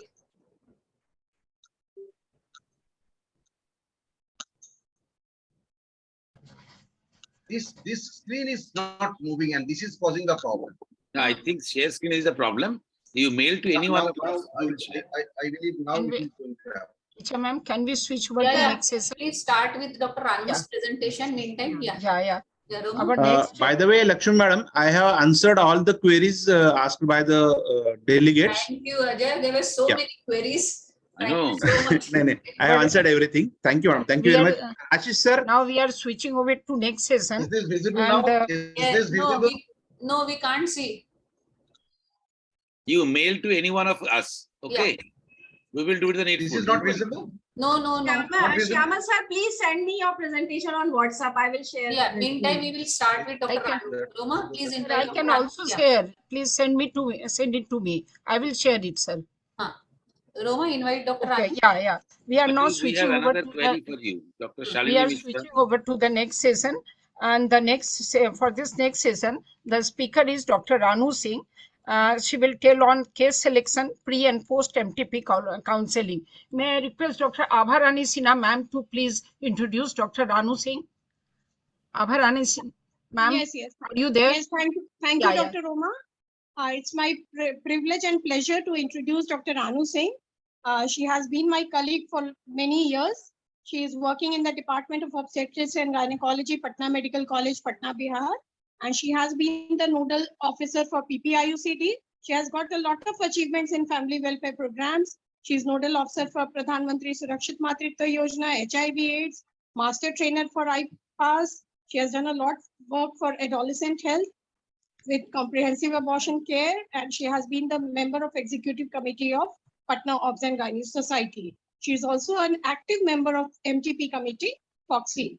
So Ranu, please come and deliver your talk on case selection. It's a very important topic, like doing the pre-counseling and post-counseling. It's one of the key for the success of comprehensive abortion care program. So Ranu, the stage is yours. Please come and deliver your talk. Thank you, Abadi, for very nice words. First of all, I welcome you all in this FOGSI online ICOG certificate course on MTP, abortion and ligation. Very good evening. I thank to the organizer, especially Dr. Richa Sharma, for giving me chance to speak in this prestigious MTP certificate course. Topic provided me, as Ahmadi had said, case selection and pre and post MTP counseling. Slideshow, yeah.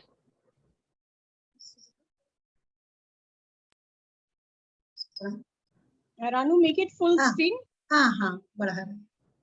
Significant. Meantime, you have not many questions to MTP case selection. Am I audible to you all? Yeah, Yes, you are yes, audible. you are. Make it full screen. Volume.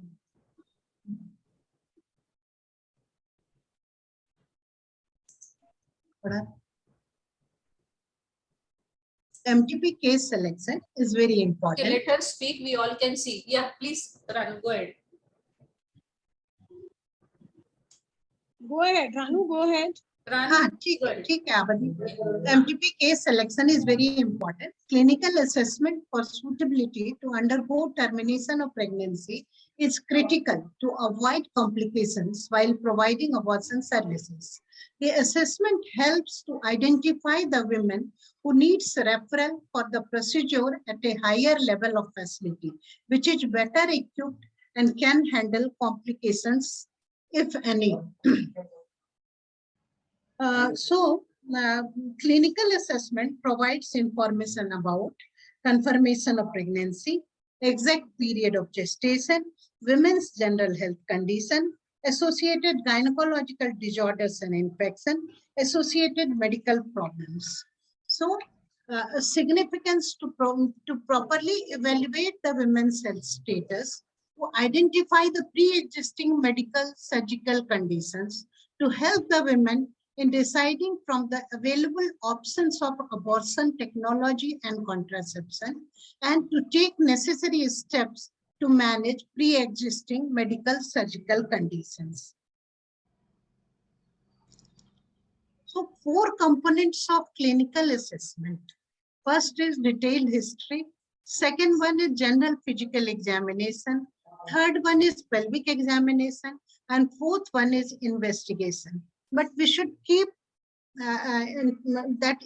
we should always ensure privacy, auditory and visual both, and maintain confidentiality throughout the process of clinical assessment.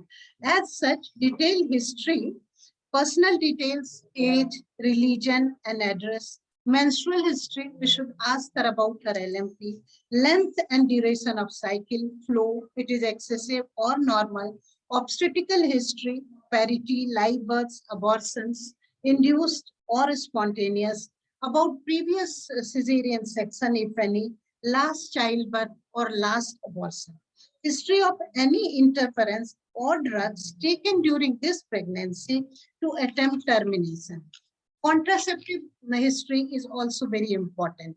Type of contraception used, for how much time it was used, the status of the tetanus toxoid immunization, when she has received the last dose, psychological assessment to assess family support, sexual and domestic violence, and about medical history, we should include hypertension, heart diseases, diabetes mellitus, epilepsy, asthma, drug allergies, bleeding disorders, renal diseases, thyroid diseases, anemia, if hemoglobin is less than 7 grams %. But none of these conditions mentioned is a contraindication to the abortion procedure. However, precaution needs to be taken while performing the procedure if the facilities to handle these cases are not available. Refer to the next level of the facility. Physical examination, general physical examination, we should check blood pressure, pulse, temperature if indicated, look for the pallor and icterus. Systemic examination, we should examine chest, CVS, examine the abdomen, is there any abdominal mass, previous scar, distance, and also we can see for rigidity and rebound tenderness if needed. And third one is the most important one, that is the pelvic examination. Always before starting the pelvic examination, we should inform the women and take verbal consent from her. Also ensures privacy is maintained, equipment is ready, and women has emptied her bladder. Examination of external genitalia as a mesura, minora, introitus for redness, ulcer, growth, wart, swelling, and discharge. Speculum examination, we inspect vagina and cervix for ulcer, foul smelling discharge, or any type of bleeding. If there is erosion, we can see it. If cervix bleeds on touch or a growth is visible, investigate further or refer appropriately if needed. If there is any evidence of infection, perform the procedure under antibiotic coverage. Bimanual examination, this is one of the critical steps helpful in comparing the size of the uterus to the period of the amenorrhea. We should feel the cervix. If the consistency and tenderness on movement, if it is soft, it is indicative of pregnancy. Tenderness is there on cervical movement, there may be ectopic pregnancy. Feel of position of the uterus, either it is anteverted or retroverted, and assess the size of the uterus. Also feel the shape and consistency and mobility of the uterus. Feel through the cervix, fullness of the tenderness in the fornices is indicative of PID, and there may be ectopic pregnancy also. Calculating gestational age is very important. If LMP is known, no problem. Calculate the number of days since the last menstrual period and divide it by 7. This will give us the gestational age in weeks. LMP not known or contraception being used, or the client has conceived in lactational amenorrhea, gestational age estimation by pelvic examination, establishing the period of gestation may be difficult. In cases where the woman does not remember her LMP, contraception occurred during a lactational amenorrhea, wrong date were provided by the women, and missed or incomplete abortion. So caution should be exercised when uterus is bigger than the expected and has a smooth and soft surface. So molar pregnancy, multiple pregnancy, and wrong date maybe. USG needed, we should do USG. Bigger than expected, then presence of fibroid and irregular and firm. So presence of fibroid with pregnancy, ultrasound we can do. Smaller than the expected, wrong dates, non-pregnant uterus, ectopic pregnancy, product of conception partially expelled in a spontaneous or incomplete abortion. USG if available, otherwise refer to higher center. So role of USG may be helpful for accurate dating when there is discrepancy in the size of the LMP and bimanual examination. It can also detect ectopic pregnancy along with the quantitative beta HCG measurement. Laboratory investigations needed are hemoglobin percent, urine for albumin and sugar, blood group and RH, and urine for pregnancy test whenever required. So the summary is ensuring privacy and confidentiality during history taking and examination helps the women to confide in the provider. 4 components of clinical assessment are detailed history, general physical examination, pelvic examination, and investigations. Detailed history and thorough physical examination helps to identify pre-existing medical condition before the procedure to guide for appropriate treatment and referral. Recommended method of uterine evacuations are vacuum aspiration, manual or electrical or medical method of abortion. Now, second very important part is counseling, that is pre and post. Counseling is a structured interaction in which a person voluntarily receives emotional support and guidance from a trained person in an environmental that is conducive to open sharing of thoughts, feeling, and perception.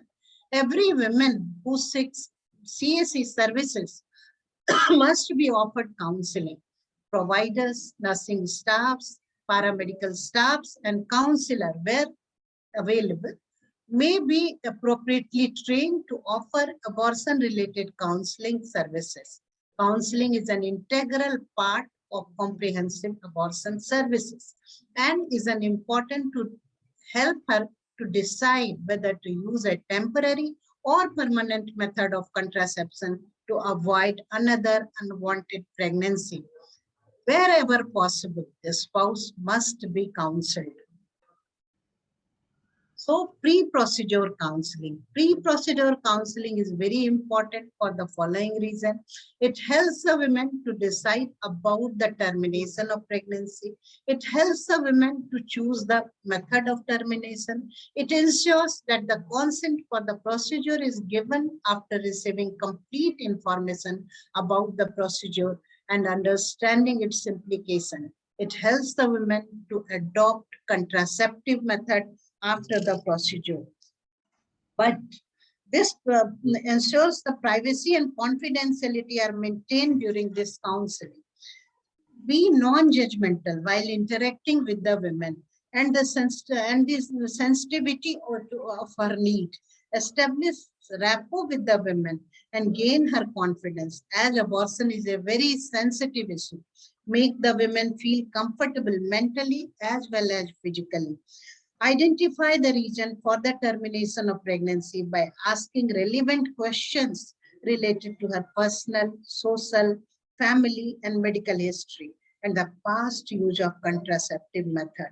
Use simple languages and allow the women to clarify the doubts.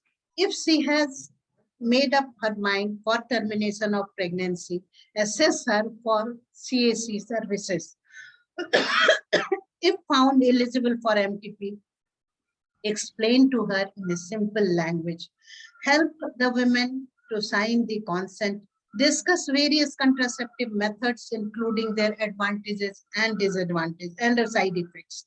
Help the women to choose a contraceptive method. If the chosen method is not appropriate for her, explain the reason and help her to choose another method. If that method is appropriate, provide the method-specific counseling. Post-procedure counseling is also very important. It ensures that the women has understood the precautions and care needed during the post-abortion period and the action that need to be taken in case of complication. It provides an opportunity to counsel for contraception in case where the woman is not sure about accepting the contraceptive methods. It reinforces the need for continuing the use of contraceptive methods. But some critical steps during post-procedure counseling we can see: severe abdominal pain, heavy vaginal bleeding, fever, fainting, abdominal distension, or severe vomiting. So information to a woman who is being referred to a higher level facility, it is important to explain the reason for the referral to the women, spouse, or relative accompanying the women. Explain the reason, explain which facility they should go, and explain the procedure that will be done in that facility. Give a referral letter with details of history, physical examination, treatment given to her, and the reason for the referral. Facilitate transport to the next facility. Contact the provider at the referral site, if possible, giving information of the referral. Record of the referral we should keep. Instruct the women to report the follow-up, either at that site or previous site. Counseling during follow-up visit is also very helpful. Ask the women about problem after abortion, if there is any. Ask her if she is comfortable with the contraceptive chosen. Counsel for contraception in case of women who had not accepted a contraceptive method. Here, the focus should be on consequences of repeated abortion.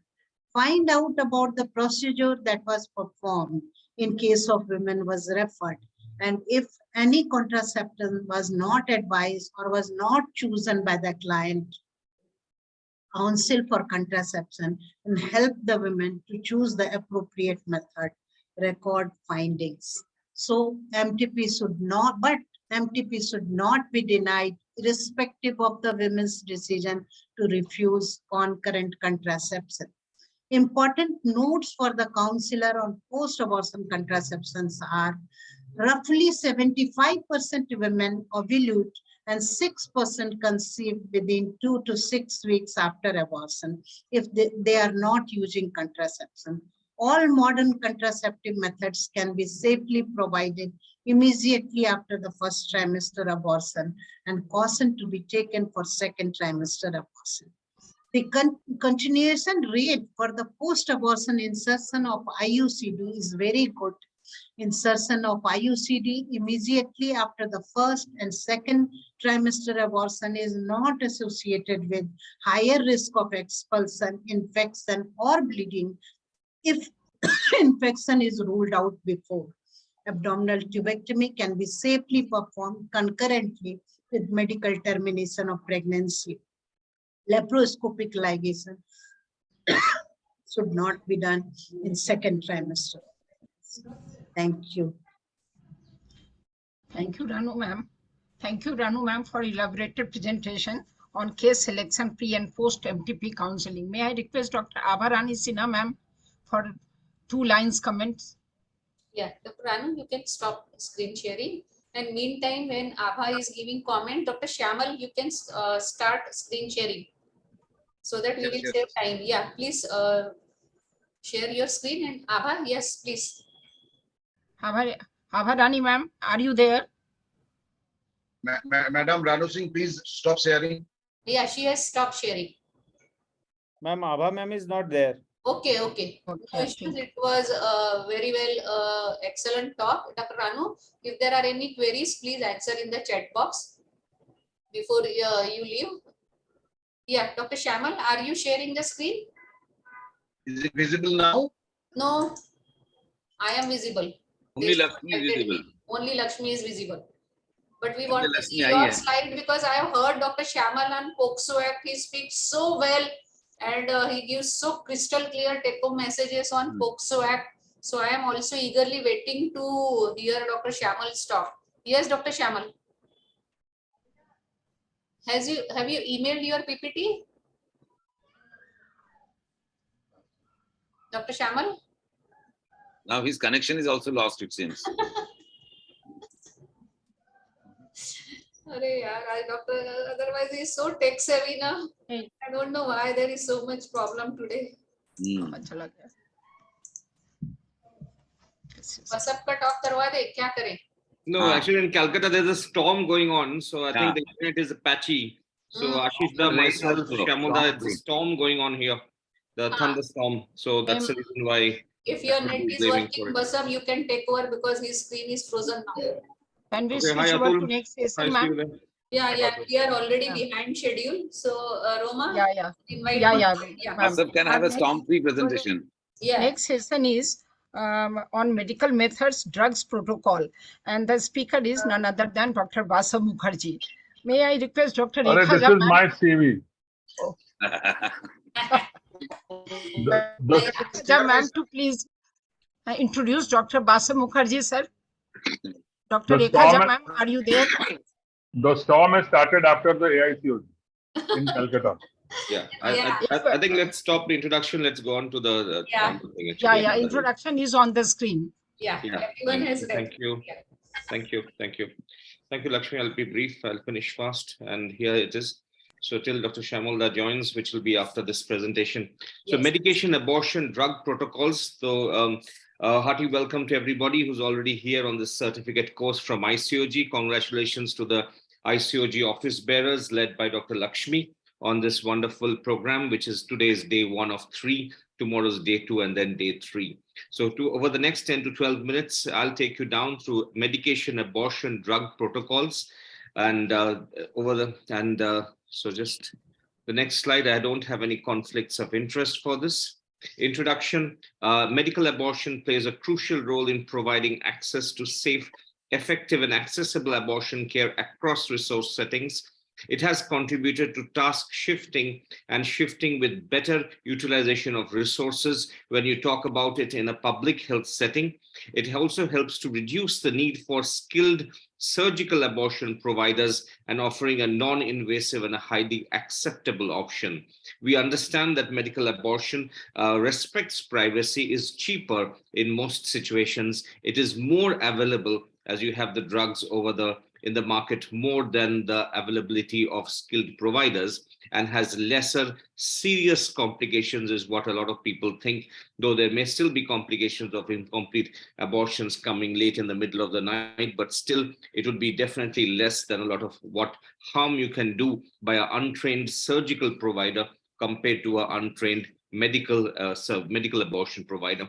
So positioning of the medical abortion, it is a potential to significantly reduce abortion-related morbidity and mortality.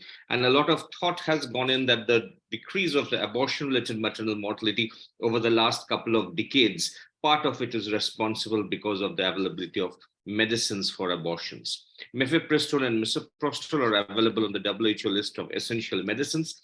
And what we will discuss over the next 10 minutes would be medical abortion medicines in the context of induced abortion, in the context of incomplete or missed abortion, and intrauterine fetal demise.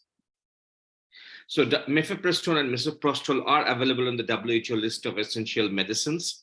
It is used to induce abortion, manage incomplete or missed abortion, and intrauterine fetal demise at different doses, which we'll be discussing very soon.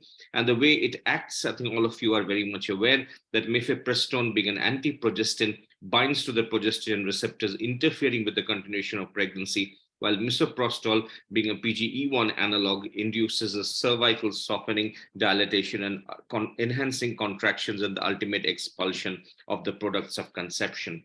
So an induced abortion less than 12 weeks, what is the drug protocol that we should follow? What is the protocol given in the WHO abortion care guidelines published in 2022? It's 200 milligrams of mifepristone followed by 800 micrograms of misoprostol. So less than 12 weeks, they've all clubbed it together. Before that, there was some breakups, less than 6 to 9, 9 to 12, and now that's all mostly gone. So if you're going by the WHO 2022 guidelines, it is less than 12 weeks, 200 milligrams of mifepristone followed by 800 micrograms of misoprostol. It is given 1 to 2 days later. We will talk about that in a minute. Or if there's mifepristone not available, if it's banned in your country or it doesn't enter your country, then you can have misoprostol alone, 800 micrograms, though it doesn't work as well.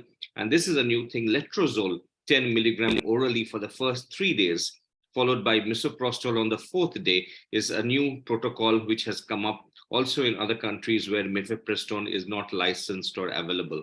Even if mifepristone is available, letrozole can be given. There hasn't been head-on-head trials about letrozole versus mifepristone with misoprostol. So still we will be sticking to our kit, which has mifepristone and misoprostol. But this is something to look out for the future. Letrozole being more freely available, cheaper, and is one of the options where a lot of trials are going on with results showing good results with letrozole 10 milligrams already. That's usually we give 2.5 once or twice for ovulation induction, but this is a different dose here. And there you give it for the first 3 days, followed by misoprostol. Misoprostol routes remain buccal, vaginal, sublingual. Sublingual and buccal, typically you need to keep for 30 minutes before swallowing. It's not a dissolvable tablet. It will not dissolve. It will taste very sour, but at the same time, that helps in the best results. But also, even if she can keep it for 5 to 10 minutes, that would generally be all right. What about induced abortion above 12 weeks?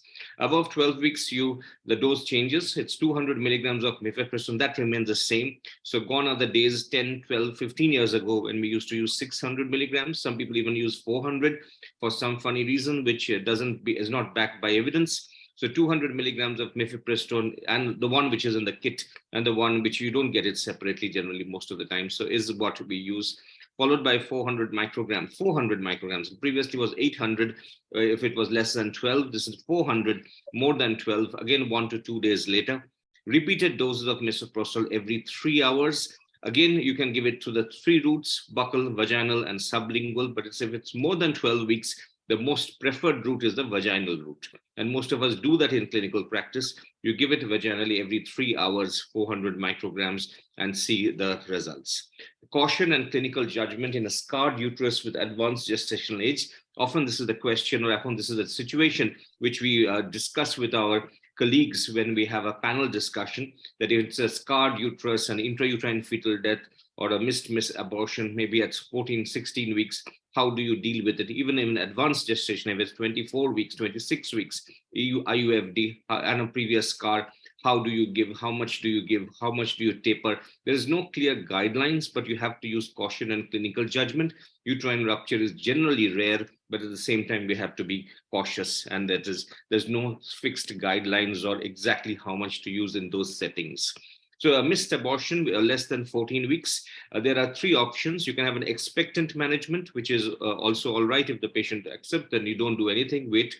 The only problem is the uncertain duration of wait and an uncertain result where it will be a complete evacuation or not. Medical abortion is preferred by a lot of people. Surgical option is always there.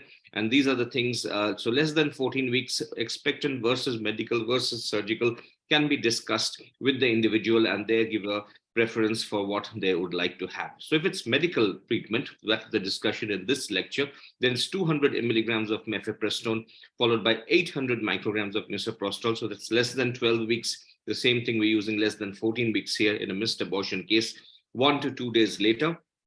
And there have been a lot of trials to show that if mifepristone is available, of course, your combination works much better than misoprostol alone. So this was not very clear in a missed abortion case, but now it's very clear that even in a missed abortion case, it has been seen that mifepristone followed by misoprostol works better than misoprostol alone. So if you don't have mifepristone in your country, that's a separate thing, then you give misoprostol. But if you have it, then you use it the similar way which you would be using as a less than 12 weeks induced abortion. You give 200 milligrams, 1 to 2 days later, you give 800 micrograms. So you can administer it by any route. They all work more or less the same, buccal, vaginal, or sublingual. So what about intrauterine fetal death, 14 to 28 weeks? What do you use? How do you use? Again, 200 milligrams of mifepristone followed by 400 micrograms of misoprostol 1 to 2 days later. Combination is better than misoprostol alone. Repeat doses, this time is 4 to 6 hourly. The previous one we have thought 3 hourly. This is 4 to 6 hourly. 400 micrograms of misoprostol. You can give misoprostol also alone, but again, as we said, again, also in studies done in cases of IUFD, combination works better than misoprostol alone. The routes here, they don't mention buccal, but it's vaginal and sublingual is what is generally preferred.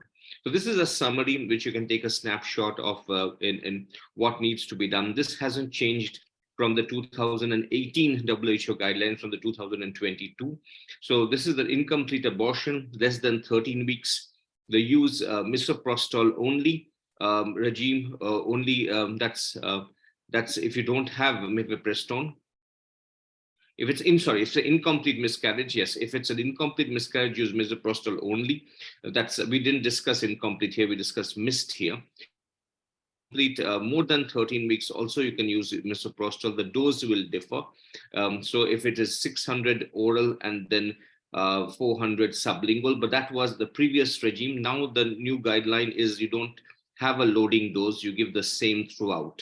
So this has changed. Intrauterine fetal demise, we have mentioned this 200 per oral once, followed by 400 every 4 to 6 hours. That remains the same. More than 14 weeks in an IUFD, less than 12 weeks is an induced abortion. It is 800, the misoprostol dose, and after the 200 mg of mifepristone and more than 12 weeks, it is 400. I think this was fairly clear. So the induced abortion part and the intrauterine fetal demise part is same. The difference only is an incomplete abortion. You don't give a loading dose, you give the same dose. And I'll just put up the number of differences here compared to the other guideline which is there. So 2018 and 2012, there have been some changes. The 36 to 48 hours, which we usually used to know between the mifepristone and misoprostol gap, has now changed. It's saying it's 1 to 2 days. So you mention it in days, but rather than hours. Anytime after 24 hours is good to use your misoprostol after the priming with mifepristone. A loading dose of misoprostol is not necessary. Usually you used to give 600, then followed by 400. This is not there anymore. So you give the normal dose, whatever you want to give, 3 hourly, 4 hourly, 6 hourly, depending on what you like to give, and the preferred route. There's no maximum number of doses of misoprostol. There was a guideline when they used to say stop at 5. Here they said don't stop at 5. But of course, misoprostol, the more you give, you will have side effects of either feverish or nausea or diarrhea, and you have to taper according to that.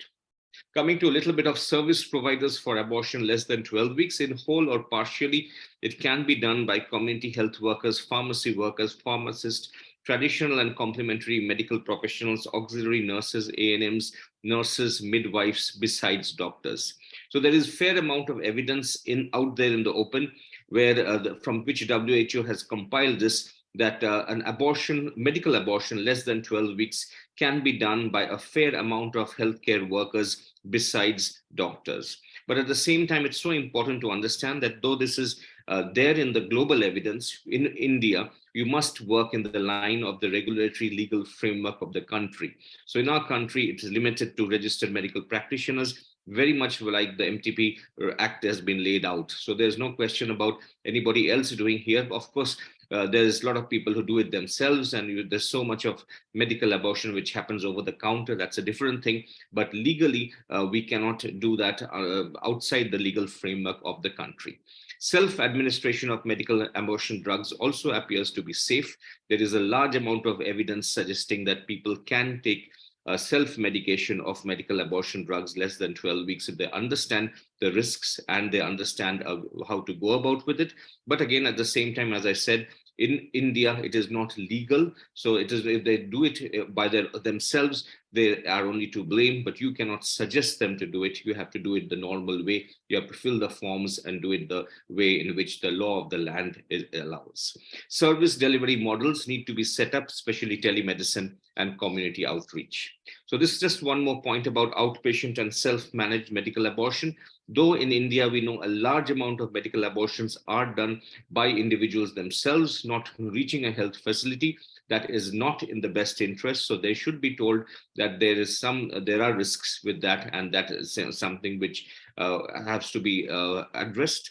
There are a lot of people who come in that way with incomplete abortion to the hospital. A lot of people think that that is a little bit less risky than coming in with a stick inside the vagina of a botched up surgical abortion. But leaving that aside, outpatient and self-managed medical abortion, given the nature of medical abortion, it is possible that some aspects of it, not the entire, may be dealt outside the healthcare facility, especially in less than 12 weeks. Again, you have to watch this space. How the Indian government reacts, how our health system reacts is what we have to see.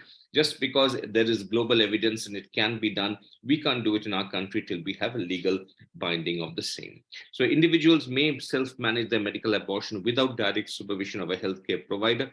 And in many cases, they can check the success and find out what's happening. Coming to post-abortion care, we already heard it from Dr. Ranu there, that for routine follow-up is not necessary. It's optional after 2 weeks. Disease evaluation, yes, if she's got anemia or other STIs or other things to take care of, you must. Emotional support is something which we highly underestimate in an Indian setting because of her patient overload. But you must understand that she may be upset. She may be, even if she did it willingly, there is some emotional component which is there, which needs to be addressed. And of course, contraception.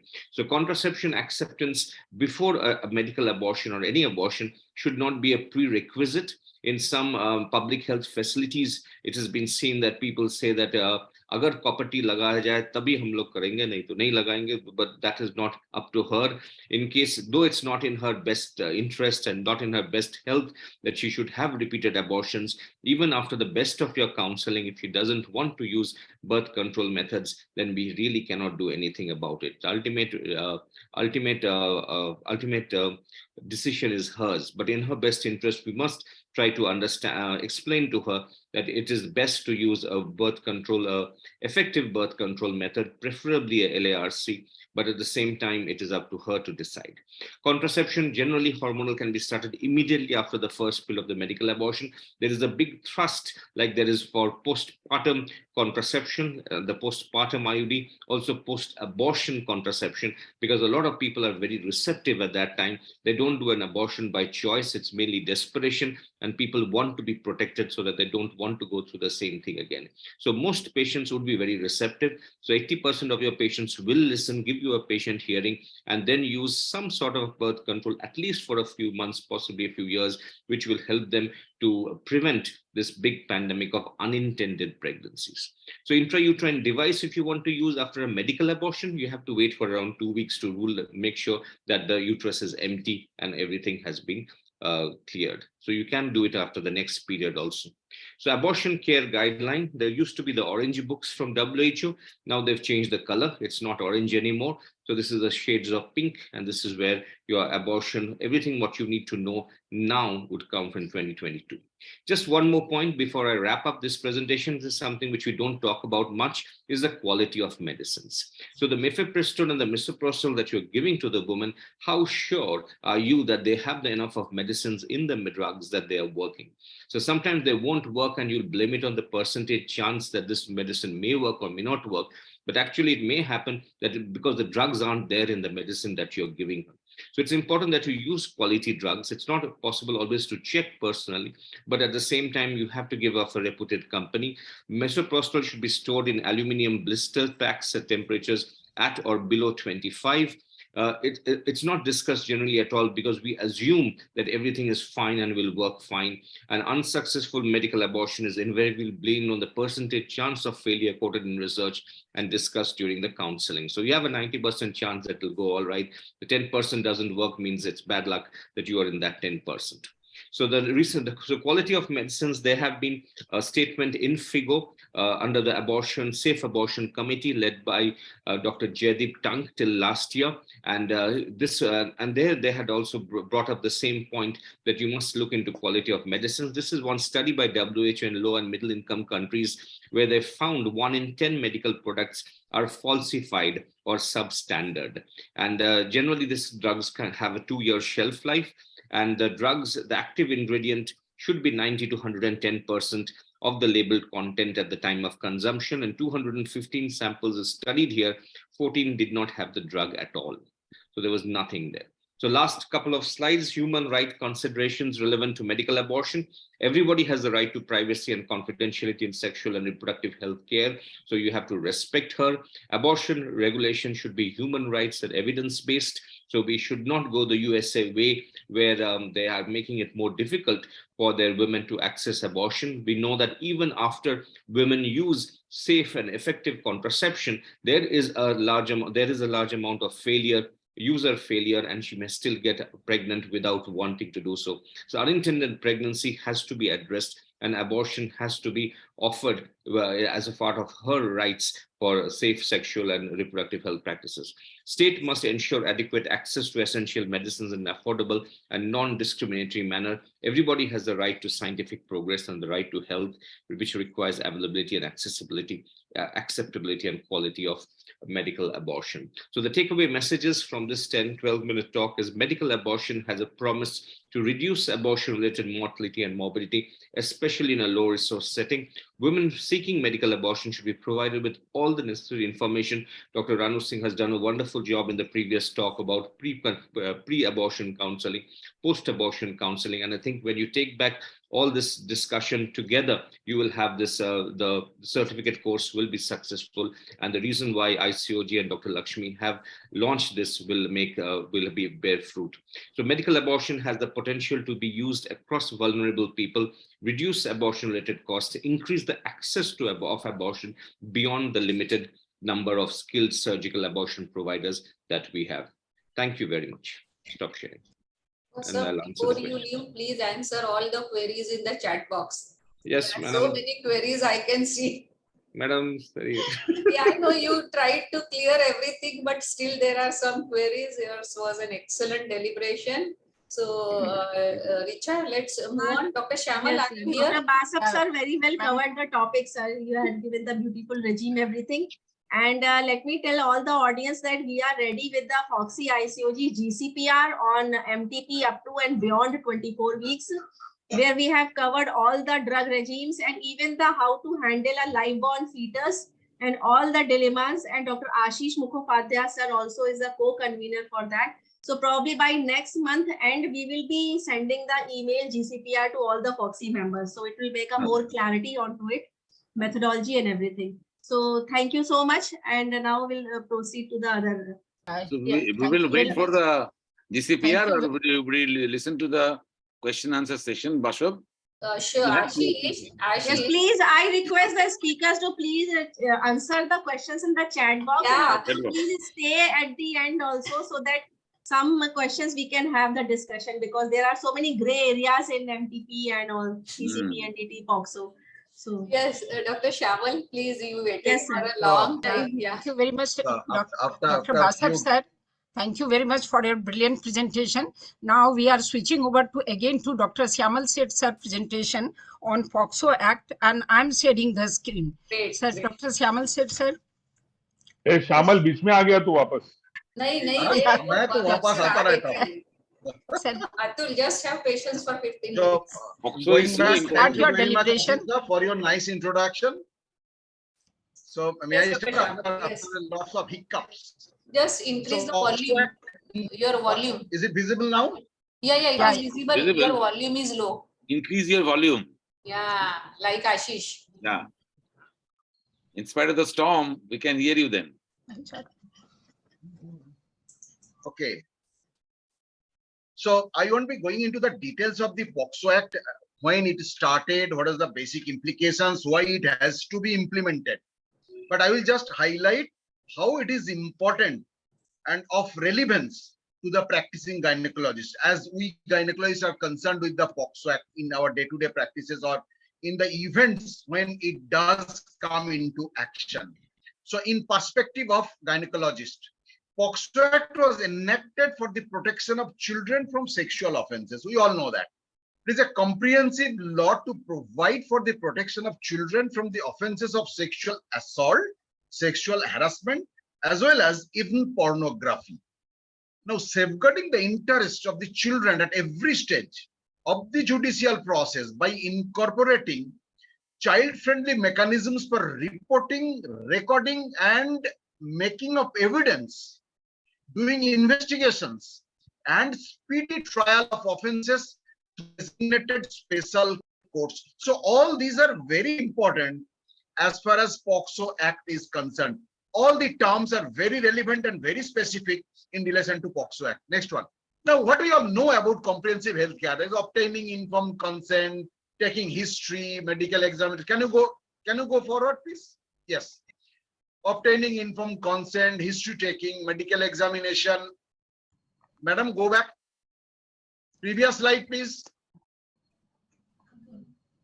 So this is the slide comprehensive. Previous slide, please. Yes, please. This one.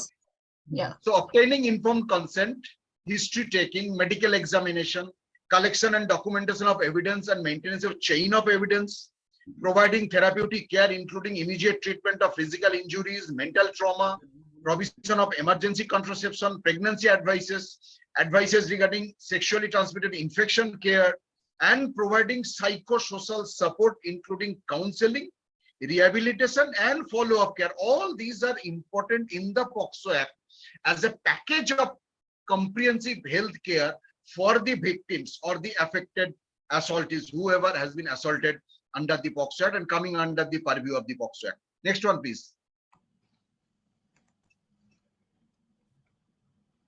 So how to medically examine a survivor or a victim of sexual violence without a police requisition?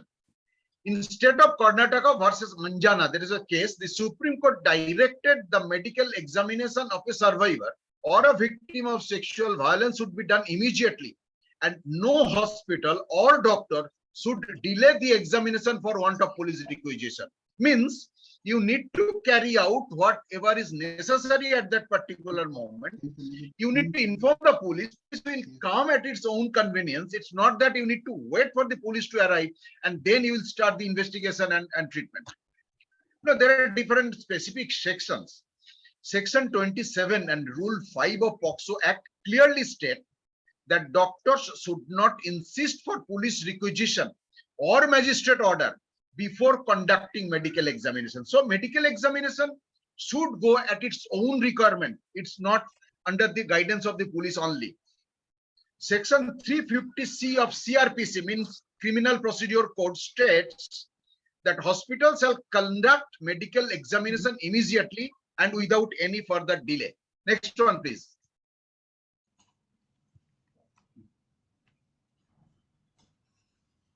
Now, Section 27 of FOGSI Act states that whatever a doctor examines a child there there should be a parent or any person whom she or he trusts to be present. So it's opinion of the child which is important, whom he or she wants to be present over there when the child is getting examined by a doctor. Now, if such persons are not available, it may be so, then it is the duty of the hospital to provide such a person. It is a responsibility of the hospital, it is a responsibility of ours, it is the responsibility of the doctors, that if there is no person available at that particular moment who will be acting as a guardian to accompany the child, so it's our responsibility to provide such a person as a guardian or as a person accompanying the child. Also, if a male doctor is conducting examination of a female survivor, then preferably a female attendant should be present. Preferably a female attendant should be present. I'm not saying a female attendant must. Now, I'll come to that later on when female attendant is a must. Next one, please.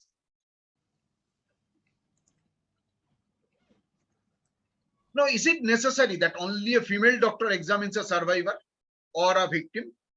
Now, in 2005, Section 164A was inserted in CRPC, means Criminal Procedure Code, which stated that when an offense of rape or attempt to commit rape is reported to a hospital, then the victim shall be examined by a registered medical practitioner employed in a government hospital or a local authority or any other RMP with the consent of such woman or of a person competent to give such consent or on behalf. Means, if the girl is competent enough to allow or give consent to be examined in presence of such person, a doctor. I will come to this point when a girl is capable of giving her consent or his consent, if it is a minor boy, that who would be the person to examine him or her, whether it's a male doctor or it's a female doctor. The age of consent is something different. I'll come to that point later on. Now, Section 27 of the FOGSI Act states that a female doctor should examine a girl child who is less than 18-year-old. Of course, less than 8-year-old. We are talking of anyone who is less than 18-year-old. Now, the Ministry of Health and Family Welfare issued guidelines and protocols for medical legal care for survivor or victim in the year 2014 states that in the absence of a female doctor, please note, in the absence of a female doctor, a male doctor can conduct an examination with the consent of the survivor or the victim. Please note, with the consent of the survivor or the victim, but of course in the presence of a female attendant. So if a male doctor is going to examine a girl, a female attendant is a must. Next one. Next slide, please. Now, can you force a medical examination on a person accused of sexual violence? Section 53A of Criminal Procedure Code provides for use of reasonable force for medical examination of the accused of rape. Means the person who is accused is not the victim. All doctors have to seek informed consent before doing such examinations, which includes collection of blood, semen, saliva, hair, body fluids, maybe some trace evidence or other evidentiary materials. And if the accused consents for medical examination, it means that the consent includes consent for collection and evidentiary materials as well. Means a consent for both to be examined and for the collection of all these documentary evidences, like I have already mentioned, blood, semen, saliva, hair, or body fluids, whichever should be considered as relevant to the subsequent investigations or inquiry. Now, if an accused does not give consent, in spite of being explained the consequences of not giving consent and not getting medically examined, and its possible adverse inferences by the court against the accused, then informed refusal has to be documented that yes, the particular person who is accused has not given his or her consent for the examination. Next one. So all these things are very relevant and very important. Now, medical examination of a woman who is menstruating. Now, there are always chances of losing trace evidence in cases of menstrual blood flow occurring at the time of assault, as well as at the time of medical examination. So, it is wise to collect whatever evidence is available at the time of medical examination, even if she is menstruating. So, it's not that because she is menstruating, medical examination should be kept in abeyance or should be deferred. No, then you are going to lose some evidences, because there are many evidences which can be passed off with the menstrual blood. So you need to collect the samples, you need to examine then and then, and it should not be a contraindication for examination of the victim if she is menstruating. But it would be wrong to delay the medical examination because the survivor or victim is menstruating, as this would affect not only evidence collection, but would also delay the commencement of treatment of STIs, injuries, or psychological counseling as well. So those are the only reasons that even if the girl is menstruating, the examination on her should not be delayed for any reason. Next. Now, at the time of medical examination, the following evidences should be collected: swabs or slides for evidence of motile spermatozoa till 12 to 24 hours post-assault, swabs for evidence of semen, blood stain, lubricant till 4 to 5 days post-assault, swabs or slides for evidence of spermatozoa till 24 to 48 hours post-assault, loose hair or any other trace evidence like buttons, paint, whatever, whichever you can think of, you can search for all those evidences. Whenever present, along with the nail clippings on some occasions, may be of help. Next one. Now, coming to DNA examination. Now, as per section 164A of CRPC, it is necessary to collect DNA evidence in all cases of sexual violence. Product of conception, if it is available, are collected for doing the DNA profiling and to ascertain whether they match with that of the accused, if the girl is pregnant by that time. Now, these have to be sent to the DNA laboratory immediately. Now, if this is not possible, then the products of conception should be stored in a container, maintaining the cold chain or cold storage at 4 degrees Celsius, and should be taken to the DNA laboratory as early as feasible. So whenever you get an opportunity, send all these materials for DNA analysis without any further delay, and it should be done as early as possible. Next one. Now, minimum age of survivor or victim of sexual violence for giving valid consent for medical examination.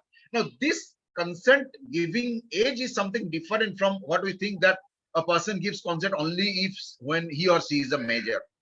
Now, minimum age of survivor or victim of sexual violence for giving valid consent for medical examination is 12 years as far as section 89 and 90 of IPC. And in that case, the child is under 12 years of age, then consent should be sought from the parent or guardian. So this is very important. A girl who is above 12 years can give her own consent whether she wants a medical examination or not. If she is below 12 years, the same consent should be taken from her parent or guardian, whoever is available at that particular moment. Next one. Now, is it mandatory to seek informed consent, and for what purpose then, if it is? Yes, it is important to seek informed consent.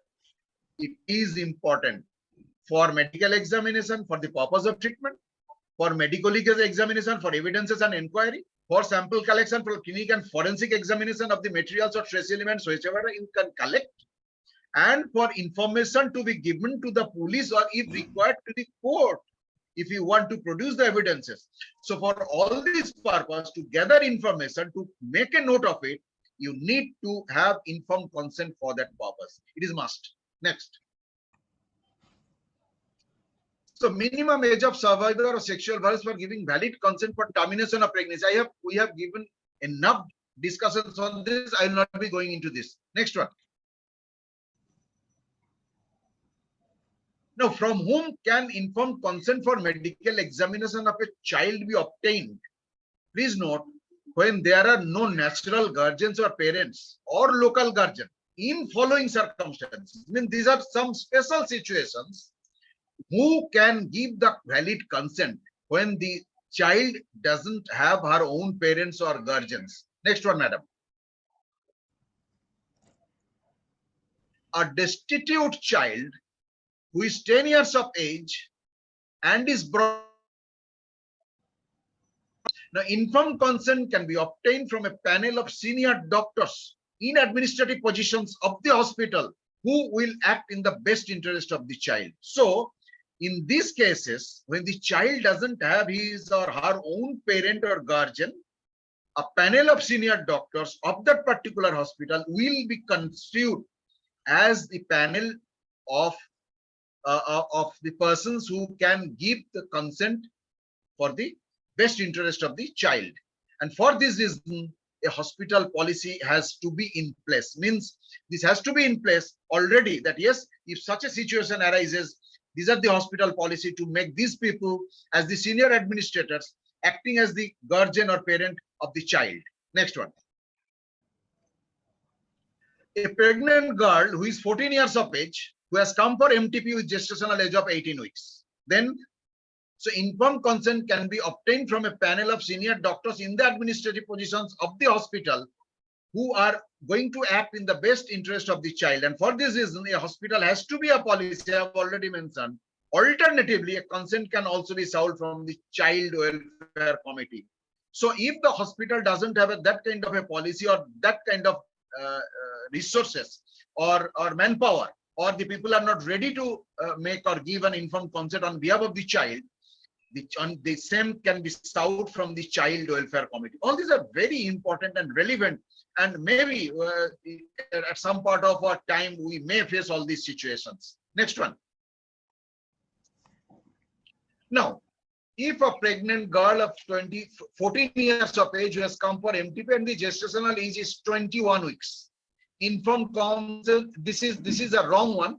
Now this concept is gone. So consider it as a pregnancy of 25 weeks. Then what is going to happen? Informed consent has to be obtained from the jurisdictional court by writ petition for MTP as the gestational age is beyond 24 weeks. So don't consider it as a case of 21 weeks pregnancy. Please consider it as a pregnancy beyond 24 weeks. And then even if she is a victim of or survivor of rape, the only option remaining is by writ petition to the court of law to get the permission or the consent or approval from the court for the termination of pregnancy. Next one. So dealing with pregnancy in a minor girl, what are the things that we should be careful? Say a minor girl, whether married or unmarried, walks in our consulting room and we find that she is pregnant. We need to confirm the age by means of Aadhaar card or any other ID card. We should not refuse medical services or investigations or treatment to the patient. We need to examine and investigate only after the consent of the child and guardian or the parents. We need to inform the juvenile police unit or the local police, either in writing or via telephone or via email. So all the three ways we can inform the police, either in writing, by a letter, or on telephone, you can record the phone, or via email by FOGSI e-box. You must be aware of the FOGSI e-box facilities available where you can make the complaint to the police. And mentioning that this is the information under section 19 subsection 1 of the FOGSI Act. Now, if the patient wishes to continue the pregnancy, we need to treat her according to the routine protocol. It's not that we are not going to give the services of antenatal care or whatever service is necessary for her. We need to do it. We will do it after informing the police. At the same time, we need to inform the police. Now, if there is an indication for MTP, then we need to take the consent of the guardians of the minor, and then we need to terminate the pregnancy following all the rules and regulations of the MTP Act and regulations, as already mentioned by Dr. Richa Sharma. But of course, we need to inform the police, and in cases where there is a dispute, you may need to preserve the products of conception for any future query or investigations or inquiry in the court of law. We need to preserve the products. Next one. Now, if the girl is mentally challenged, hearing and or speech impaired, or a drugged survivor, or a victim of sexual violence would consent for medical examination. So the parents or local guardian acting in the best interest of the survivor or victim are the persons who will give the consent. In absence of them, informed consent can be obtained from a panel of senior doctors in administrative positions in the hospital. And in case of a child, informed consent can also be obtained from the child welfare committee or from the jurisdictional courts if it is not an emergency. As I've already rare situations when the persons who are authorized to give consent are actually not available to give their consent, then these are the options available so that we can take the consent for medical examination or her treatment or investigations, whichever is necessary. Next.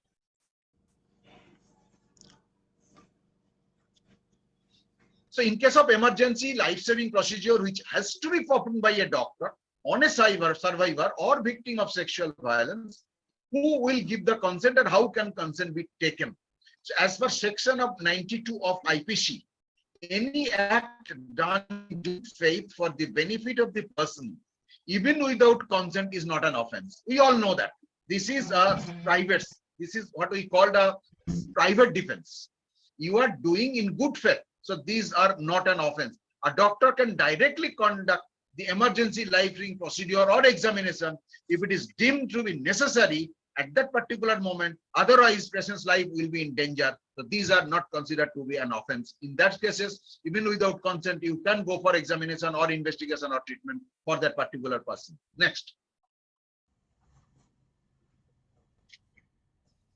So medical opinion consists of any of the following: sexual violence and any kind of penetration by penis, body part, object, or non-penetrative offense as well. Ascertaining mental incapacity of the survivor or victim to give consent due to the effect of disease, due to the under the influence of alcohol, maybe under narcotic drugs or psychotropic substances. Means if the consent is taken from the victim under the influence of alcohol or narcotic drugs or addictive drugs without her knowledge, then also this is constituted as an offense. Now, medical age determination, which could be crucial in deciding incapacity to give consent and or increase in the punishment. Identification of assailants through medical examination of survivor or victim by collection of DNA material, like whether I have already mentioned, like hair, semen, blood, nail clippings. So all these things are very relevant and very important in some cases when these are relevant to the incidences. Next one. So limitations, there are some limitations as well, although we say this and that, and it is not always so easy to be performed or so easy to get all these documents or evidences together. There are some limitations as well, like post-assault activities like bathing, douching, washing, urination, defecation, etc. undertaken by the survivor. So there may be problem in collecting the evidences. Delay in reporting for medical examination. We all know if they report, they make a delay in reporting, by that time many evidences may be wasted. Healing of injuries and sexually transmitted infections post-assault. Use of condom if the sexual assault has been performed or a rape has been committed by condom. On many occasions, you may not find the material like semen or whatever it is. And non-availability of documents to prove the treatment received. In case sheet, discharge slip, prescription copy, hospital and pharmacy bills, if they do not cooperate. So if all-round cooperation is not there, it sometimes you may not get the evidence which are of relevance if the case goes to the court of law, so that you can produce those in your defense, or you can give an witness as an examiner of that particular victim. Next one.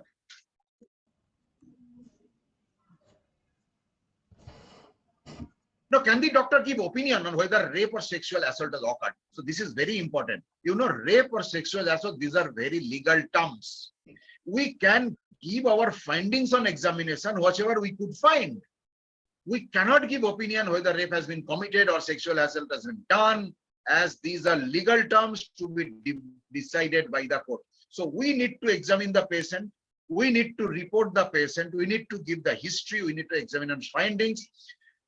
And we need to document or gather whatever evidences or trace materials we could get. Send them for examination, send them for analysis, send them for forensic examination, but we cannot give the diagnosis that yes, rape has been committed or sexual harassment has been done. Next one, please. So, emergency medical care, treatment for cuts, bruises, and other injuries has to be done. Treatment for exposure to sexually transmitted diseases, including prophylaxis for identified STDs, need to be started. Treatment for exposure to human means HIV, including prophylaxis for HIV after necessary consultation with infectious disease experts, we need to do as an emergency procedure. Possible pregnancy and emergency contraceptives should be discussed with the pubertal child and her parent or any other person in whom the child has trust and confidence. This is very important. It's not that any person you can think of. The child must have had some confidence to the person that yes, he or she can accompany, he or she can be, as my parent or guardian, be present and give consent for the examination and treatment for him or her. And whenever necessary, a referral or consultation for mental or psychological health or other counseling should also be carried out without making any further delay. Next one, please.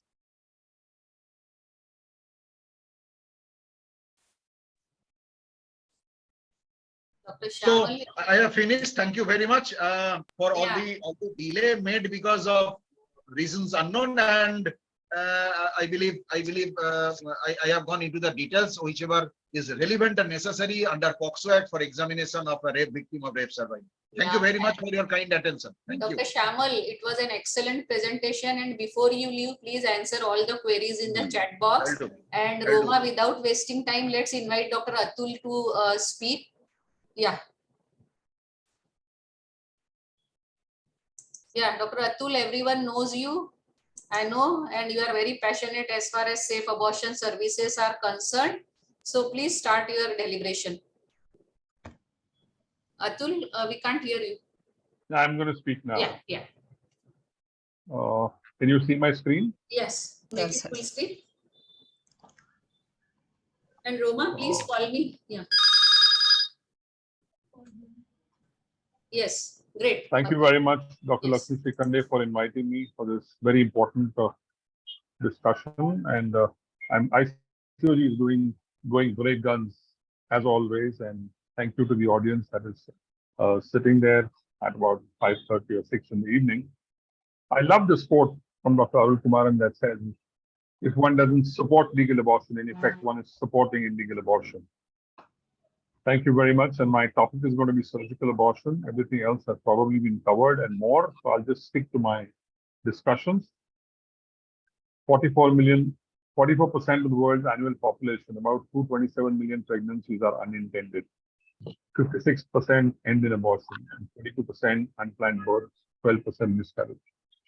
Unsafe abortions account for about 8% of global maternal deaths and occur predominantly in the low socioeconomic group and the middle income countries. The most restrictive case access policies are concentrated. I think India is very, very lucky. They had extremely good laws, especially the amendment that came in last year. I think was a wonderful amendment, and I think hats off to our government for getting these newer policies in place. 20 million unsafe abortions, 80,000 maternal deaths, about 20,000 of this are born by India. This is in 2000. We're still waiting for our new statistics. Things are improving. But even after the newer amendment that came in where we can perform MTP up to 24 weeks, not many people are aware of the exact amendments. And I hope somebody is going to talk about the amendments very soon. Very, very important if a woman walks into your consulting for MTP, counsel her. Remember that she's under emotional stress.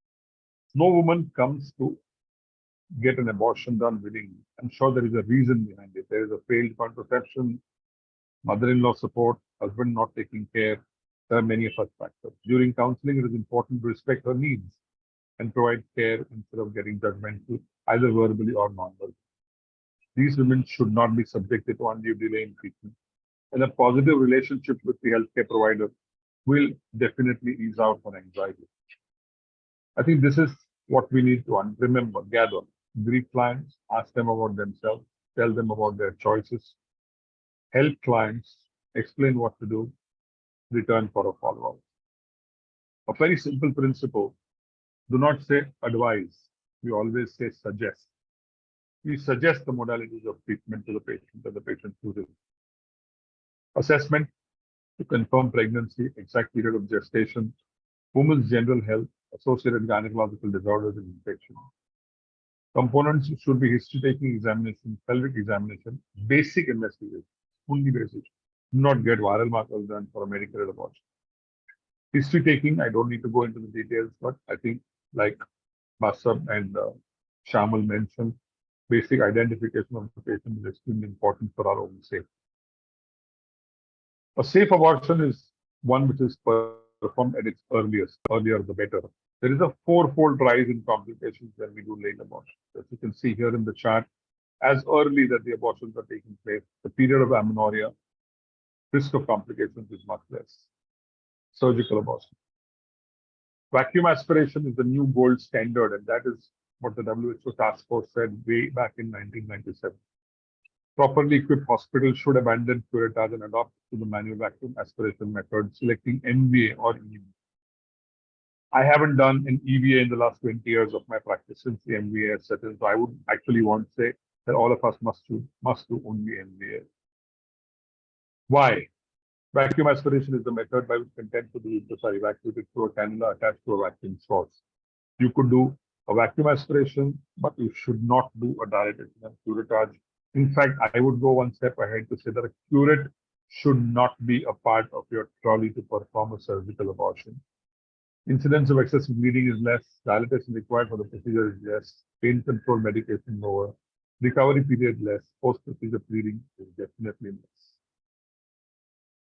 Because vacuum aspiration has the same amount of pressure generated with that NVA syringe as the electric pump, it is definitely safer than an electric vacuum aspiration. Let's take a simple example. God forbid you perforate with an MVA syringe. The minute the perforation takes place, the negative pressure stops. Whereas if you are using an electric suction, you will probably get intestines and momentum into the suction cannula. We do not have a suction cannula now in the hospital. There was a time before the MVA syringe and the medical method came. I used to do about 6 and 7 MTPs in a day, a surgical MTP. Effectiveness in huge amount of studies, 46 studies here, 19 studies here. Effectiveness of induced abortion and incomplete abortion using vacuum aspiration is as high as 98%. Indications, I don't think we need to go into the details. However, incomplete abortions, missed abortion, you can definitely do a surgical abortion up to about 12 weeks. Hydrated mole, I've done an hydrated mole of about 28 weeks with an MVA syringe. It works so beautifully. I just used an ultrasound machine to guide me because the pregnancy was about 28 weeks. Removed residua with surgical management for an ectopic pregnancy. Contraindications, acute cervical infection, cervical tears, vaginal or pelvic infection. Here, you may not do a surgical abortion at all unless you have adequate antibiotic cover. Suspicion of perforation, uterine perforation, will of course be discussed a little later. Complications, vacuum aspiration and curette, you can see risk of perforation is 0.5%, whereas with a curettage it is as much as 3%. Blood loss is much less. Infection, risk of cervical injury, all of it is much less. There is a big cross on curettage. In fact, even in a gynecological procedure now, if I'm doing a hysteroscopy DNC on a patient for postmenopausal bleeding, I use the MVA syringe. This is the new manual vacuum aspiration syringe, the MVA syringe, 60 ml with a double adapter, flexible plastic cannula, easy grip, color-coded cannula from this is what we normally use, but you can get up to 4 to 12, dismantle for versatile cleaning and sterilization. Let's look at this video as to how do you dismantle it.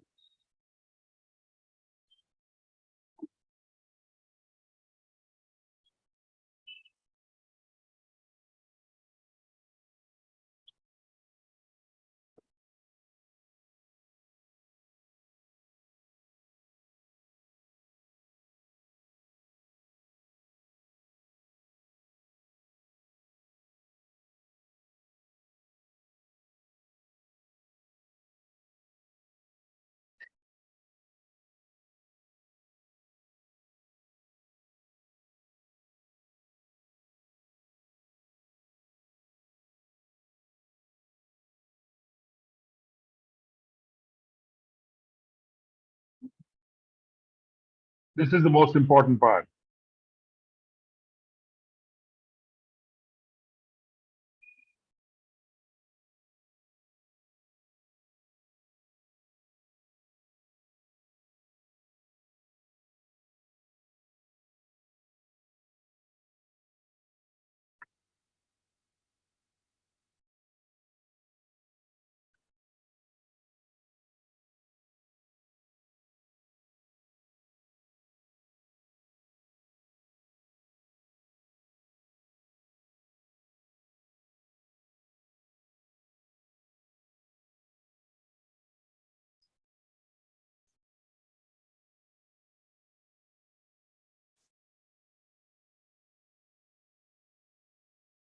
Remember that this collar stop is inserted after you put the plunger.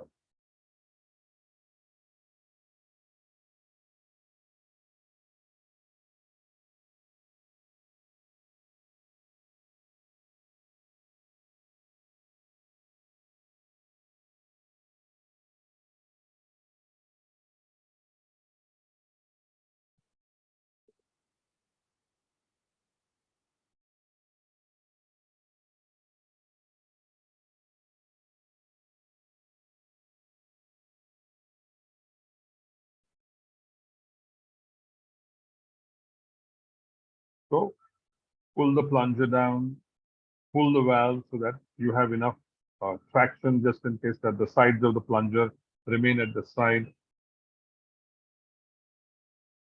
Perform the MVA, put your cannula inside. You can even dilate with the same cannulas, release the plunger and do circular movements. As you can see here, do circular movements to evacuate the contents. And if you have an ultrasound machine, just put that probe and see how beautifully the contents are removed. Examination, if you're doing a very early pregnancy, is very important. This gives you the advantage that access to these products are very easy. If you're doing a missed abortion, to send these products for stereotyping also becomes very easy. Here a small video on how to do it.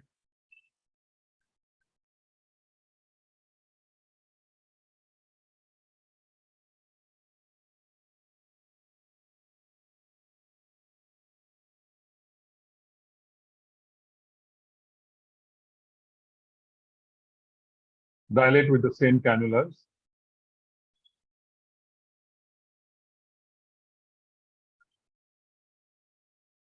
We use misoprostol 1 hour prior to procedure.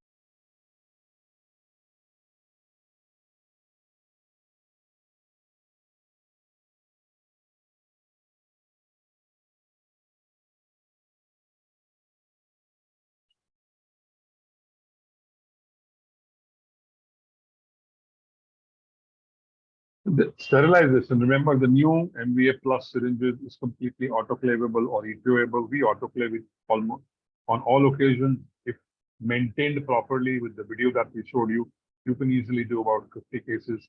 If you cannot autoclave, you could put them under 2% glutaraldehyde for about 10 hours, boiling water or Sidex for about 20 to 30 minutes. Checklist. Check the vacuum retention of the aspirator. You get a hiss sound when you release the piston. Ensure informed consent is taken. Perform your antiseptic cervical preparation. No-text technique. Perform a pelvic examination.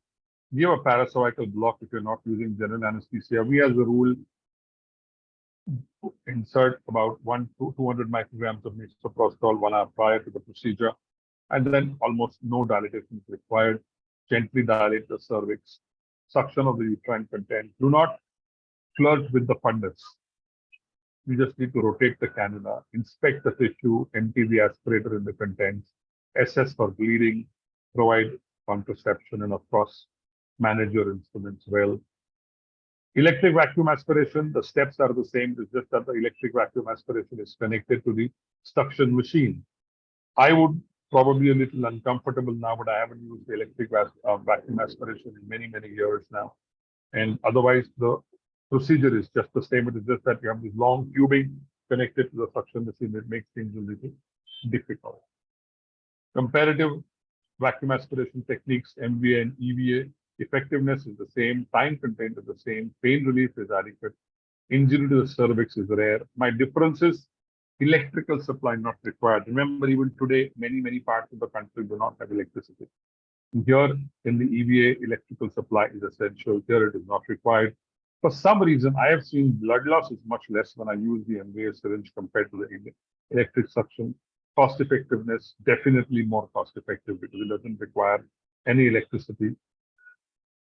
Complications, if you have heavy bleeding, you could just use bimanual pressure or apply a sponge.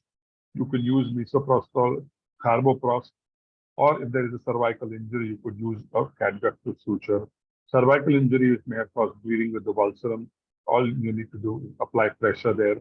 Incomplete emptying of the uterus. If bleeding continues, you may give oxytocin with NS or RL. And perforation of the uterus, of course. If it's an MVA syringe, hardly nothing will happen. You're using an electric suction, a vacuum, a laparoscopy may be required, and you have to evaluate the bowel thoroughly. We did this huge study of about 926 procedures when Dr. Sheriar was the MTP committee chair. And we did about 926 cases way back in 2001, and we had a 98.5% success. And here, I contributed about 160 cases where I did all my MTPs under ultrasound guidance. And that is a huge, huge advantage. I'm not saying that ultrasound is required, but if you have it, you may be able to use it. US field practice, instant creation of 60 mm vacuum, transfer to the uterine cavity, 360-degree rotation, which can be done very easily, becomes difficult with the EVA with easy maneuverability. Transfer this pre-created vacuum, finds cleavage between the sac and the endometrial lining with minimal bleeding. Products easily available for inspection, less dependent on staff and infrastructure, minimal anesthesia requirement. Gynecological applications for endometrial biopsy and pre-hysteroscopy preparation, a huge advantage. MVA considered to be essential basic procedure at the first referral unit, even in the PHC. This is what the WHO says. An outpatient MVA under LA increases access, shortens your wait, reduces complications, risk cost, facilitates link between emergency and family planning services. I think this is extremely important. Almost 6.5 million induced abortions annually. I think MVA plays a huge role, and we need to train more and more doctors to perform MVA at the FRU or the first referral unit, which is extremely important. The MTP Act, I don't need to go into the details, it was amended in 2003 and now in 2021 again. We must propagate early abortion services, increase geographic spread, adopt updated, safe and simple technologies, eliminate cumbersome registration of centers, establish additional training centers, and introduction of MVA at every setup possible. This is the 2018 guidelines of comprehensive abortion care, in which Dr. Noser and myself fell apart when the CAC guidelines were being made, and FOGSI represented the CAC guidelines, and we used to go to Delhi very, very often. In fact, my own classmate, Sabina Dhawan, was an active participant from the Nirman Dhawan. Anything 46 million women do every year and cannot be immoral. So there is no question of refusing an NTP to any patient who comes to seek help, whether she's 14, 16, 18, or 22. I think by following the absolute guidelines, the MTP Act, under the cover of the MTP Act, MTP services should be provided to all our women. Thank you. As usual, Atul, it was an excellent presentation. And as I was requesting to all the speakers, I am requesting to you also, please answer all the queries in the chat box before you leave. Thank you. I'll do that. Yeah, please do that. And Roma, please invite Dr. Yashodhara. Yeah. Thank you, Atul sir, for the very informative talk and wonderful video, sir. Thank you so much. Thank you very much, Dr. Atul sir. Now we are switching over to the last session. This is on the MTP in special situation. And the speaker for this session is Dr. Yashodhara Pradeep. May I request Dr. Abharani ma'am? Dr. Abharani ma'am, are you there to please introduce Dr. Yashodhara Pradeep ma'am? I feel that, can you hear me? Yeah, ma'am. I don't think so that any introduction is required.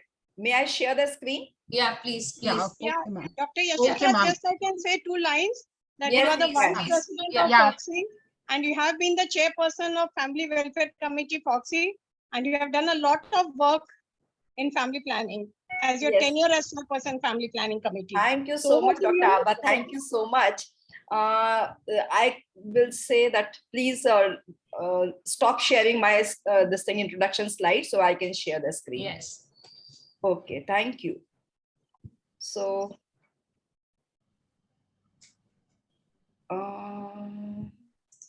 share. Yes.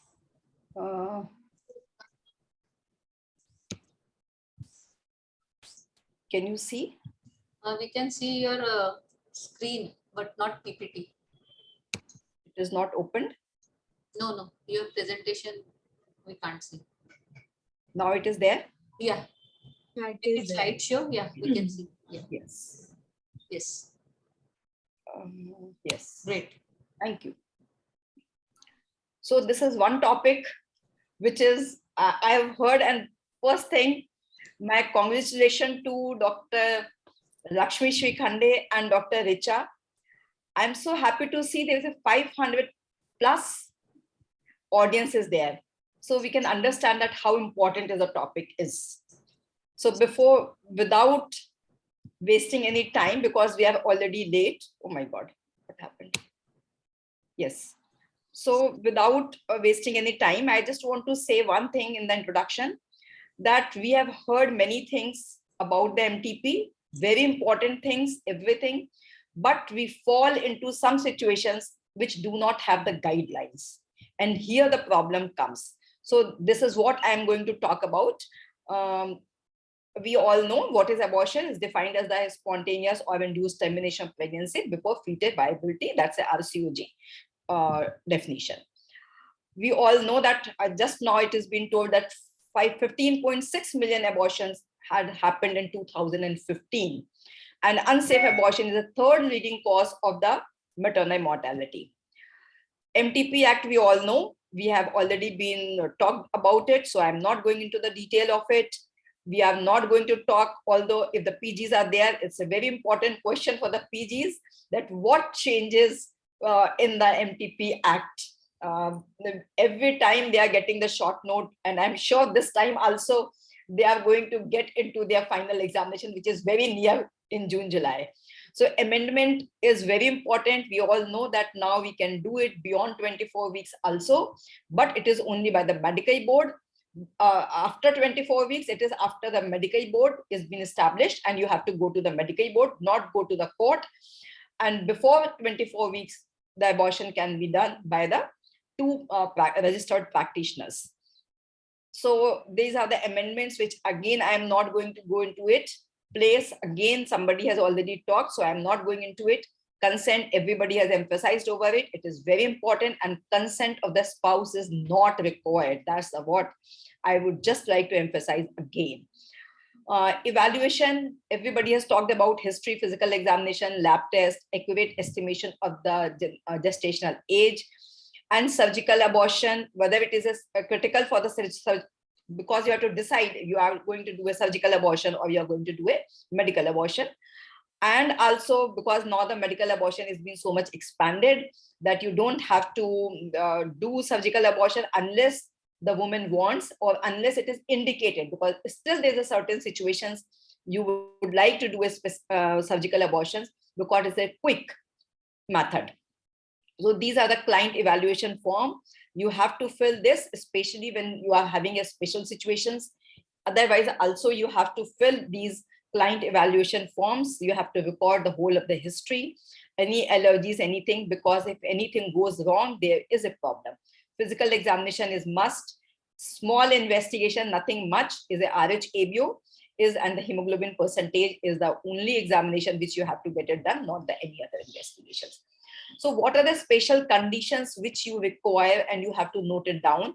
Whether the woman is having any alcohol or drug abuse, whether she's anemic, whether she's asthmatic, whether she's having a blood clotting disorder, whether she's having a diabetes, heart disease, hypertension, morbid obesity, prior hysterectomy, seizure disorder, or the uterine anomalies. Because here you require conditions that may affect the provision of second trimester abortion. So these are the health conditions you have to note it down before you proceed for any other thing. So methods, we have all understood that it is a medical method and surgical method very well. Dr. Atul Ganatra just has said about the manual vacuum aspiration. It is very safe, and it is should be practiced by each of us. Otherwise, but I always say that it is depends upon the provider skill. If she is happy with the electric vacuum aspiration, she can continue with it. But if she's happy with the manual vacuum aspiration, you can continue this. Preferred regime, less than 13 weeks already has been talked about, so I'm not going to say about it. What I am just going to say that these are already more than 13 to 26 weeks is also been talked about it, that what doses should be given to it. That 13 to 24 weeks, 400 microgram vaginal buccal every 3 hours, or it is 200 microgram per vaginal buccal or every 4 hours. So in the case of 13 to 24 weeks, it is every 3 hours, 25 to 26 weeks, it is every 4 hours. Fetal death, 200 microgram vaginal sublingual buccal every 4 to 6 hours. Inevitable abortion, 200 microgram sublingual buccal every 6 hours. Cervical preparation for the surgical abortion is also sometimes we require, and 13 to 19 weeks, 400 micrograms per vaginal 3 to 4 hours before the procedure. I'm not talking about more than 26 weeks because it is going to be in the medical board and it has to be decided and then only.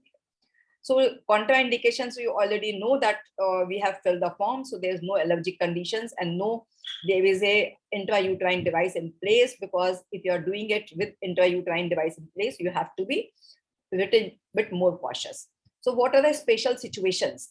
The special situations are anemia, scarred uterus, medical disorder pregnancy, hypertensive disorder pregnancy, cardiac valvular disease, postpartum cardiomyopathy, cardiovascular condition, or coronary heart disease, artery disease, GI, hepatobiliary, asthma, tuberculosis, seizure disorder, coagulopathies, HIV, AIDS, and autoimmune disease. These are all special situations in which you have to, there are no guidelines in which situation what to use and what not to use.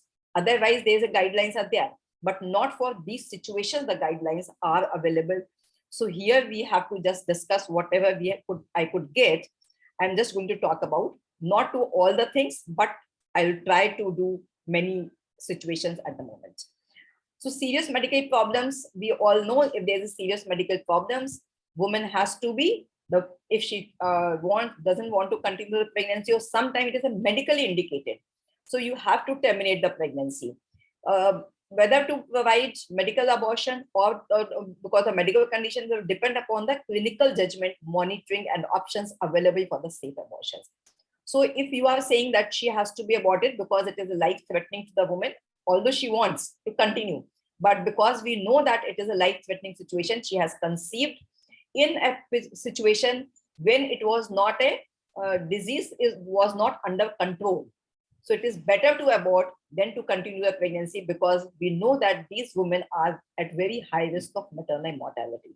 So always remember, whenever the woman is having any kind of the medical disorder, which I've already enumerated, that woman is at high risk for the maternal mortality and morbidity.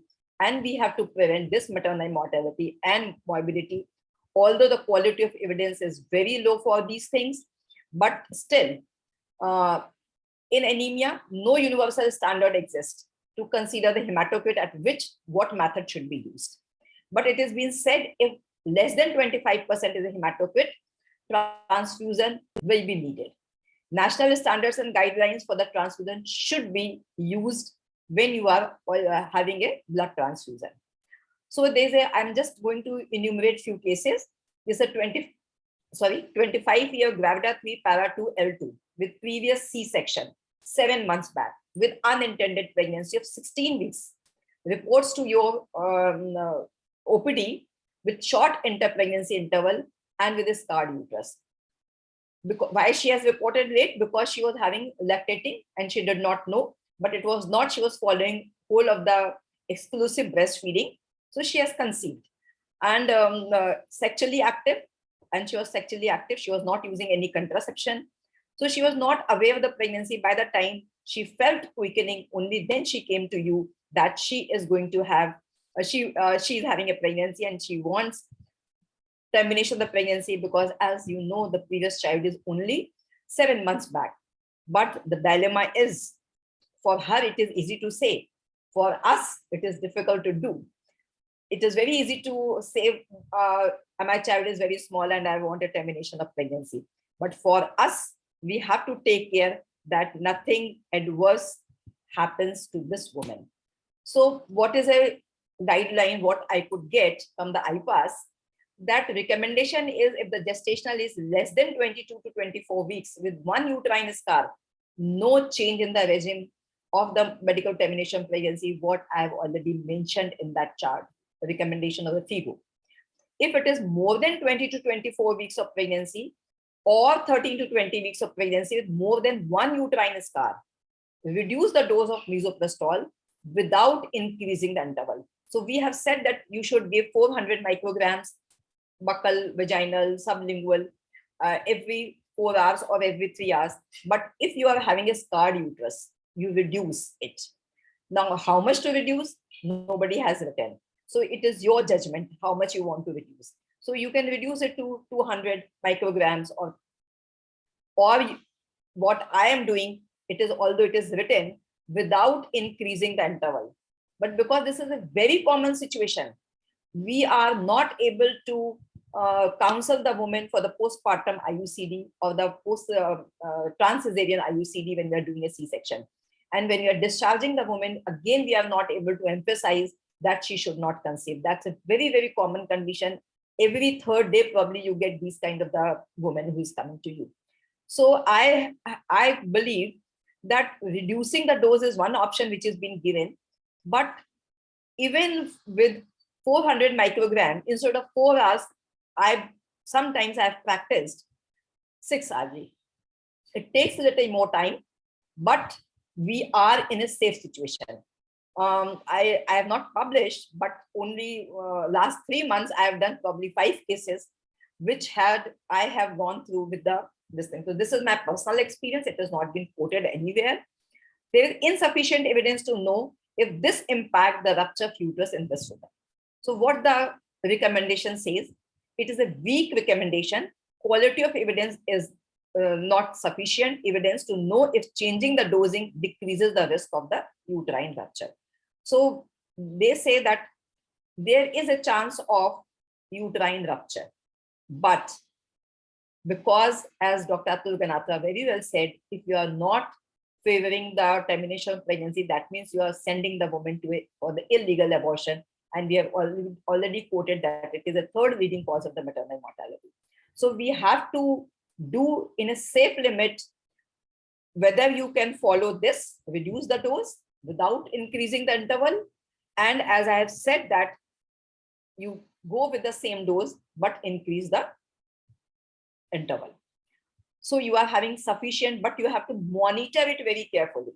It is not like that when you are using for any general condition that you can skip it. Here, the pulse, the blood pressure, the temperature, general picture, keeping the hand over the abdomen is very important. You monitor closely. It is a difficult situation because you are not very experienced about the uterine rupture, how many times it happens. Although I have done recently in the 3 months, 5 cases and all went well without any problem, but with the contraception. Never, never, never send this woman without contraception. Whatever she chooses, you have to give it. So this is very important, scarred uterus, because this is the most common condition which is coming across. If it is live fetus, you give a mifepristone and then followed by the misoprostol. If it is not a live fetus, then you can go only with the misoprostol. But as Dr. Basav has said, it is good if you can have the mifepristone first and then followed by the misoprostol. The different doses regime is already there. Prior hysterectomy. This is also one of the situations because many times the woman has got certain problems, and sometimes it is been like, because she has come to 20 weeks, people are not going to give a medical abortion. They are doing a hysterectomy. But again, she has not taken any contraception. Again, she comes back. So now she's having a hysterectomy scar instead of the scarred uterus done for the C-section. But scar is there. It is a hysterectomy scar instead of the C-section scar. So no changes in the cervical preparation are necessary for the woman with a uterine scar. A uterine scar has not been associated with increased risk of the uterine rupture, they say. Women with a uterine scar and the placenta are at elevated risk of the placenta accreta. So maybe this woman who is having a uterine scar may not be having an increased risk, but there is an increased risk of placenta accreta.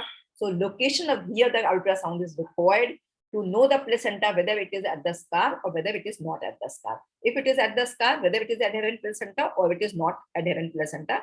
So you have to see the PAS, the placenta accreta spectrum, you have to see about it. If she is having a placenta previa or the placenta accreta, because we know that placenta previa is present in about 5% of the cases who have got a previous C-section. And a method of medical or surgical abortion still can be done, whether she's having a placenta previa or the placenta accreta. It is not an indication to do a surgical abortion. So women with a placenta previa who have had a previous C-section have an elevated risk of the placenta equita, we have already said. The MTP should be done in a tertiary care. It should not be done in a small hospitals where the facilities of the, if it is needed, hysterectomy, if she starts bleeding profusely and the hysterectomy is needed, it should be done within no time. So it is very important that you have to choose which conditions you can do yourself or which conditions you have to refer for the medical termination pregnancy, especially in case of scarred uterus. If it has not been associated with placenta previa and placenta equita, probably you can do it with a close monitoring. But if you see that it is a placenta previa or placenta equita, then you have to do it in a tertiary care hospital, not at the any small hospital where the tertiary care facilities are not available. The second case is MTP in the cardiac diseases, because this is one thing in which because patient may not be well stabilized, she just conceives. So she comes to you, she's symptomatic. She could be asymptomatic, she could be symptomatic. So she was having the problems, she was symptomatic, but she has conceived. So client could be symptomatic or asymptomatic or disease is severe. So whenever this kind of the patient comes, always take a cardiologist into your consultation. Risk stratification is very, very important in these cases. That how much risk is she's carrying in continuing the pregnancy if she wants, or in termination of the pregnancy. Assess the safety of the continuation of the pregnancy versus termination of the pregnancy. Choose the safe method of the MTP. Surgical abortion requires pre-procedure workup, as already been talked about by Dr. Anu and by other people also, Dr. Atul Ganatra. Medical method prostaglandins may pose a cardiac risk. So here, this is the one situation in which you would like to do a surgical abortion because it is quick and it doesn't have much medicines or the drugs which can affect your cardiac status. So medical method of the prostaglandins may pose a cardiac risk. Individual assessment of the risk may choose optimal method, counseling for mortality and morbidity. MTP is always done in the high facility, tertiary care facilities, where the cardiology consultation is available. If needed, they can come immediately and also manage the case also. Facility for managing cardiac emergency, monitoring and follow-up is very important. So it is always recommended it should be done in the tertiary care hospital. It is another case is there in which woman had no prior history of the cardiac disease. She had uncomplicated pregnancies before. This is also a common situation because cardiac disease, especially the valvular disease, they deteriorate with the number of the pregnancies. So, but this time when she presents with the 3 months postpartum with dyspnea on exertion, it is an orthopnea and positive pregnancy test. Because she did not have, again, because as we have said that contraception is not routinely practiced in our scenario. If anybody has seen my mail, I always write, contraception can reduce 25% maternal mortality. It's a very easy, available method to reduce the maternal mortality. No pregnancy, no maternal mortality. So, but it's difficult to practice because it requires a lot of counseling, which is very much needed. So this is the responsibility of each one of us. If we are sending a woman after any of these, especially I'll say to all the women, you should talk about the contraception because it is very essential. It has been associated with so much adverse maternal and perinatal outcome. Near miss cases are so many. But if she's having any medical disorder, many times we save the life of the woman, but we send her without contraception. And then again, she comes back, the whom we have saved year back, now she dies. It's a very, very pity situations when you see. And for this, I have also published a newsletter for the WHO standards for the contraception. It's very important because you see that many methods can be used without any contraindication, without any problem. They are MEC criteria 1 or 2 to these women. So always remember that you have to give a contraception to this woman, follow this standard guidelines, whatever can be given. So this is a postpartum cardiomyopathy is not a new disease now. It has been frequently diagnosed. She was diagnosed with a new first trimester pregnancy after a short pregnancy interval.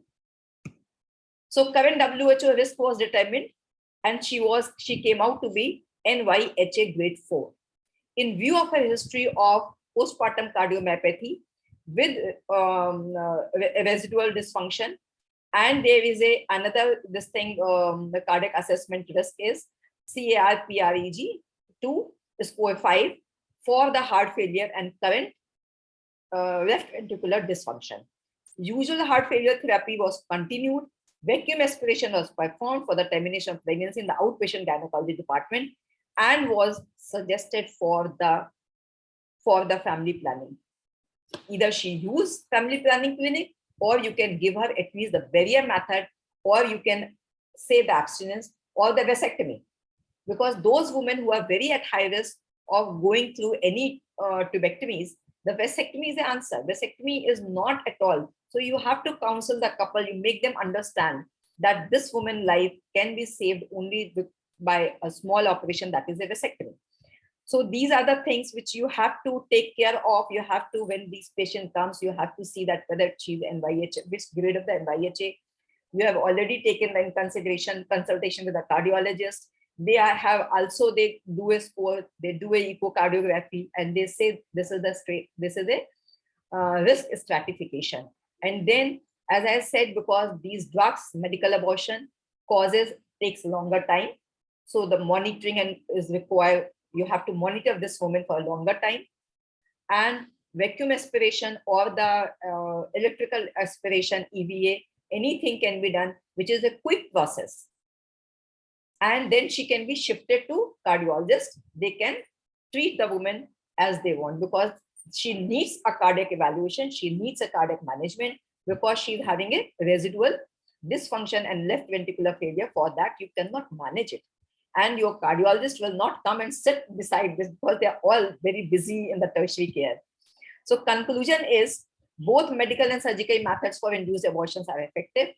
Medical method is generally safe up to 10 weeks of gestation. If this woman comes in an earlier stage, probably you may use first trimester surgical abortion efficacy ending a pregnancy has 99.8%. Dr. Atul Garapra just said of this thing is 99.6% with a major complication rate of 0.1%. Anesthesia may pose a high risk to those who are having a cardiovascular coronary artery disease. So NSID and local anesthesia through paracervical block is very safe. So it is done in the local anesthesia. This thing, the continuation of pregnancy in the cases of heart disease or postpartum cardiomyopathy is more risky. It has got a lot of, because recurrence rate is very high. So early detection and medical termination to these women and giving the contraception is very important. Counseling for contraception, LARS, or to avoid, depending upon this. So this is nothing else. We have to have a post-procedure counseling and post-procedure monitoring is very, very essential whenever you are doing. Otherwise, also you have to do, but whenever you're doing for the special situation, I could enumerate only 2 or 3. So it is very important, and you have to document everything to avoid any medical legal problem. And for the early detection also, it is not only always a medical abortion, it is medical legal. It is also, if you are documenting, you can see that, yes, pulse was this, now the pulse is this, there is something has gone wrong. So that's the early detection of this thing.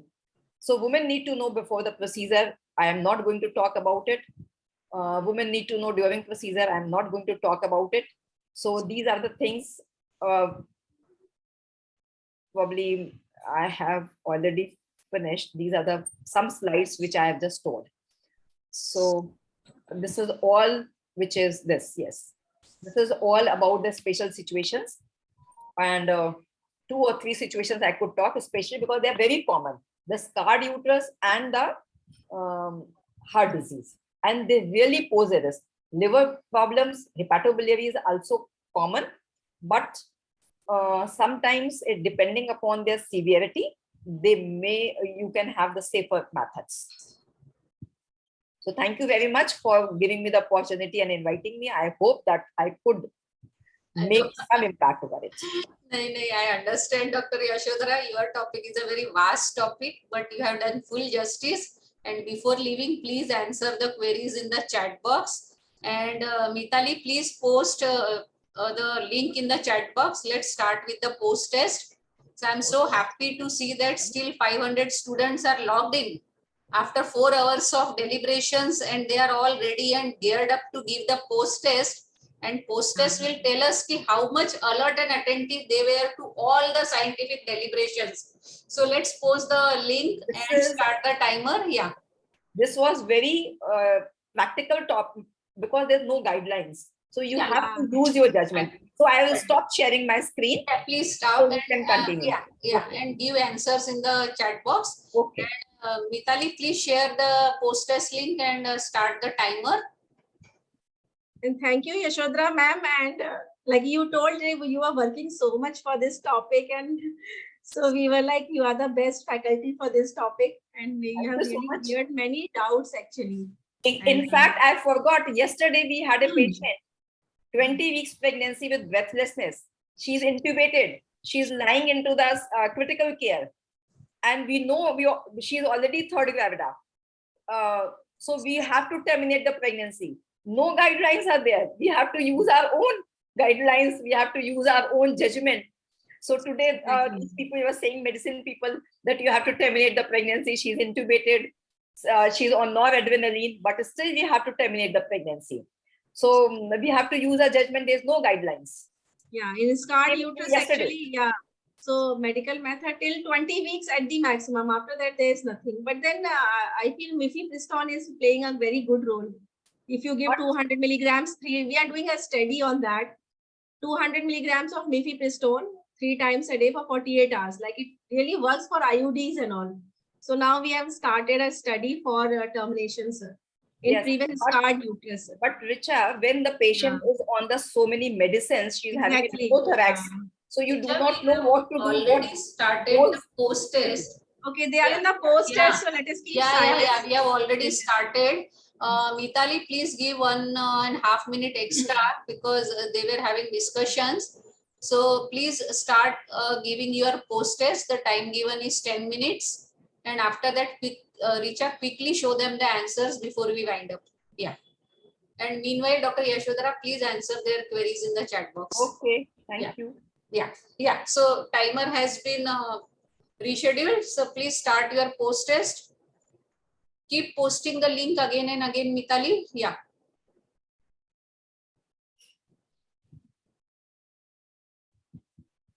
Meanwhile, Richa, if any speaker has left out any query in the chat box, you can also answer, being the expert and the I'm just taking that. So that I really wish all the queries should be answered by all the experts for today's module. So you just go through the chat box. Yeah.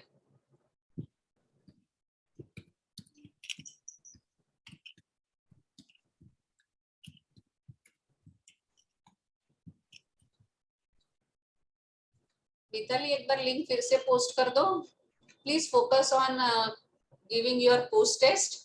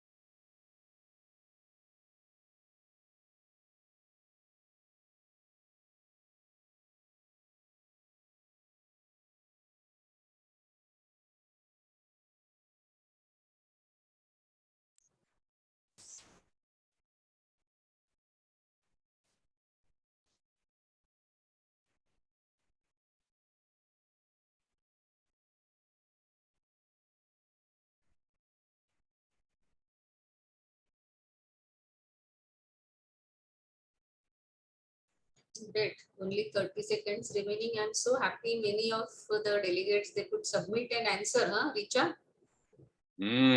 Ashish is still here. I'm so happy. Yes. I have submitted the. Dr. Ashish is here because we had such an extensive study last month. We were preparing GCPR right. and we were studying so much. So now time is getting over, Dr. Chandar. Yeah, it's just 7 seconds. Richa, you will be just showing the answer. Yeah, Dr. Roma will be sharing the screen. We'll it's give 2 minutes extra, I think. Yeah. No, we have already given them 2 minutes extra. Okay, ma'am, You were sharing. chatting? Yeah. Sharing, ma'am. Dr. Roma, please share the. Yeah, just sharing, ma'am. Please start the result. Yeah. So thank you all. Those who have submitted, those who could not submit, let us go quickly to the correct answers. Yes. Yeah, ma'am, can I spell out all the questions? No, why to read the question? Just Only, tell them the answer. only the answers? Yes, yes. Yeah, what is the burden of induced abortion in case of unintended pregnancy? The answer is 60%. You can just say question number 1, question number 2, like the answer. We don't read it. Yeah. For question number 2, the correct answer is 67%. Great.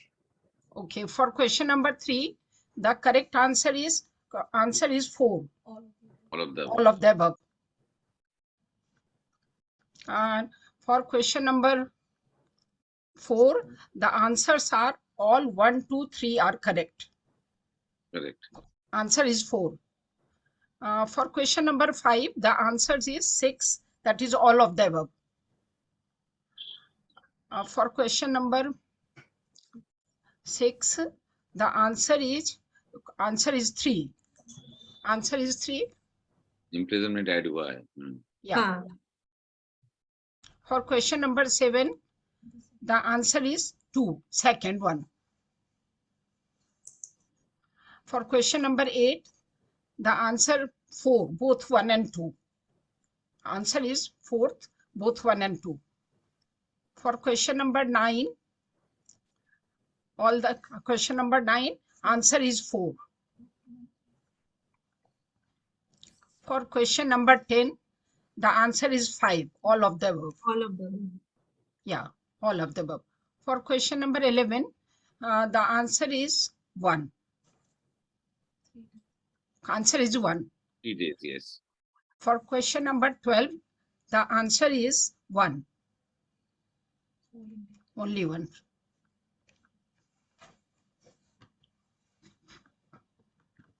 For okay, 13. Yeah. For question number 13, the answer is 1. For question number 14, the answer is 5. All of the above. For question number 15, the answer is 2. For question number 16, the answer is 1. For question number 17, answer is 4. That is all of the above. For 18, again it is 4, all of the above. For 19, question number 19, the answer is 3. Both 1 and 2.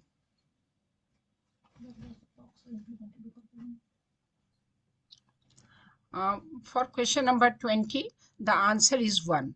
That is November 14, 2012. For question number 21, the answer is 4. All of the above.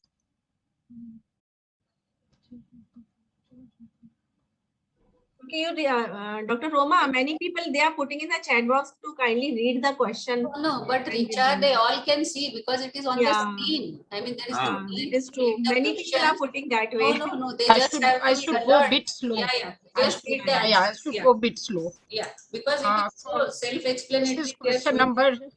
This is question number 22, and the answer is 5. Any of the above. Any of the above.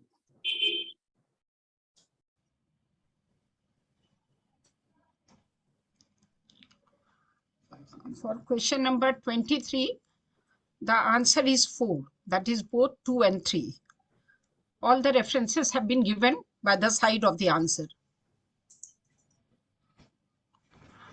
For question number 24, answer is 5, all of the above.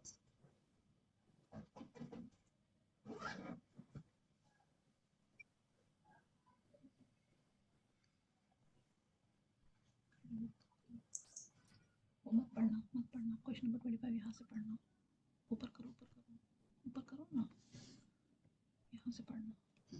For question number 25, the answer is 4. That is, spousal consent is mandatory in case of married female. Not true. Yes. Okay, sir. Yes, Ashish is checking. Don't worry. You can go ahead. Okay, ma'am. For question number 26, the answer is 6. That is all of the above.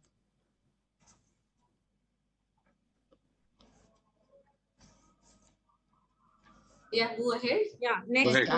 Yeah, go ahead. 27. Okay, 27. 27, Roma? Yeah. Yes. 27. Question number 27. The answer is 4. Yeah, just note by mistake it's written 28, but she's projecting the answer of question number 27. Yes, go on to 28. Yeah, ma'am. This is 28, and the answer is 4. PGF2 alpha. Correct. For question number 29, the answer is the last one. Answer is 5.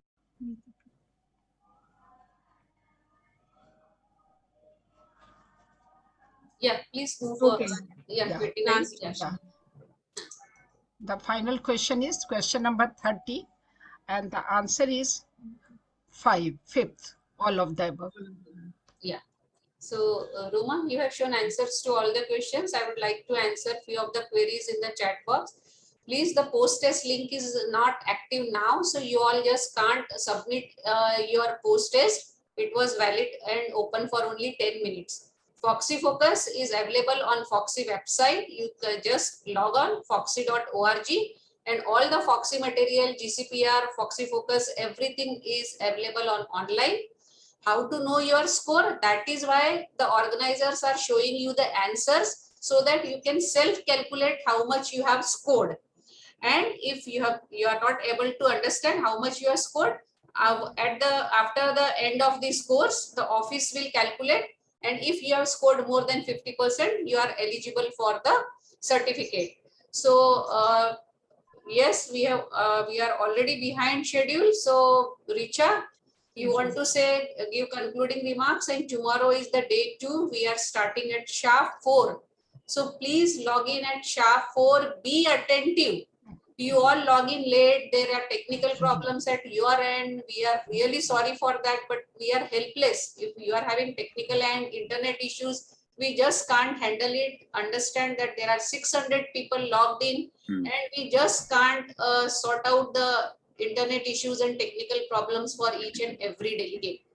4 o'clock sharp we are starting, and just after 5 minutes we will be posting the pre-test link. So don't be under impression that it will start late. You have to log in at sharp 4 for pre-test, and the link is valid for only 10 minutes. After 10 minutes, you just can't submit pre-test. And dear delegates, we just can't send you all these links on your email, because the course module prepared by ICOG is such that you only evaluate yourself. We are not evaluating yourself, or we are not taking any kind of exam. You are evaluating where you stand as far as that particular day's module is concerned. Post-test, how much you have learned and how much you have improved. You only are giving post-test, and at the end, the coordinators and conveners are telling you the answer. So it is just a self-assessment module for you all. Ashish, you would like to add anything? Yeah, just one thing. There's so much queries that everybody is asking for PPTs. Please, those PPTs are not for sharing. You have to be very attentive. Listen, they are here to teach you. They have prepared each and every slide. Each slide takes 1 hour for them to prepare. That much effort goes in. We are not sharing the slides to you. Those who are interested, log in, give pre-test, post-test, and if you are eligible, we will be giving you certificates. Yes, Ashish. Excuse me, ma'am. Excuse me, ma'am. Only 300 delegates can be entered for the pre-test and post-test. No, we had 500, more than 500. Roma, 500. Yeah, ma'am. We have platform for 1,000 people. So yeah.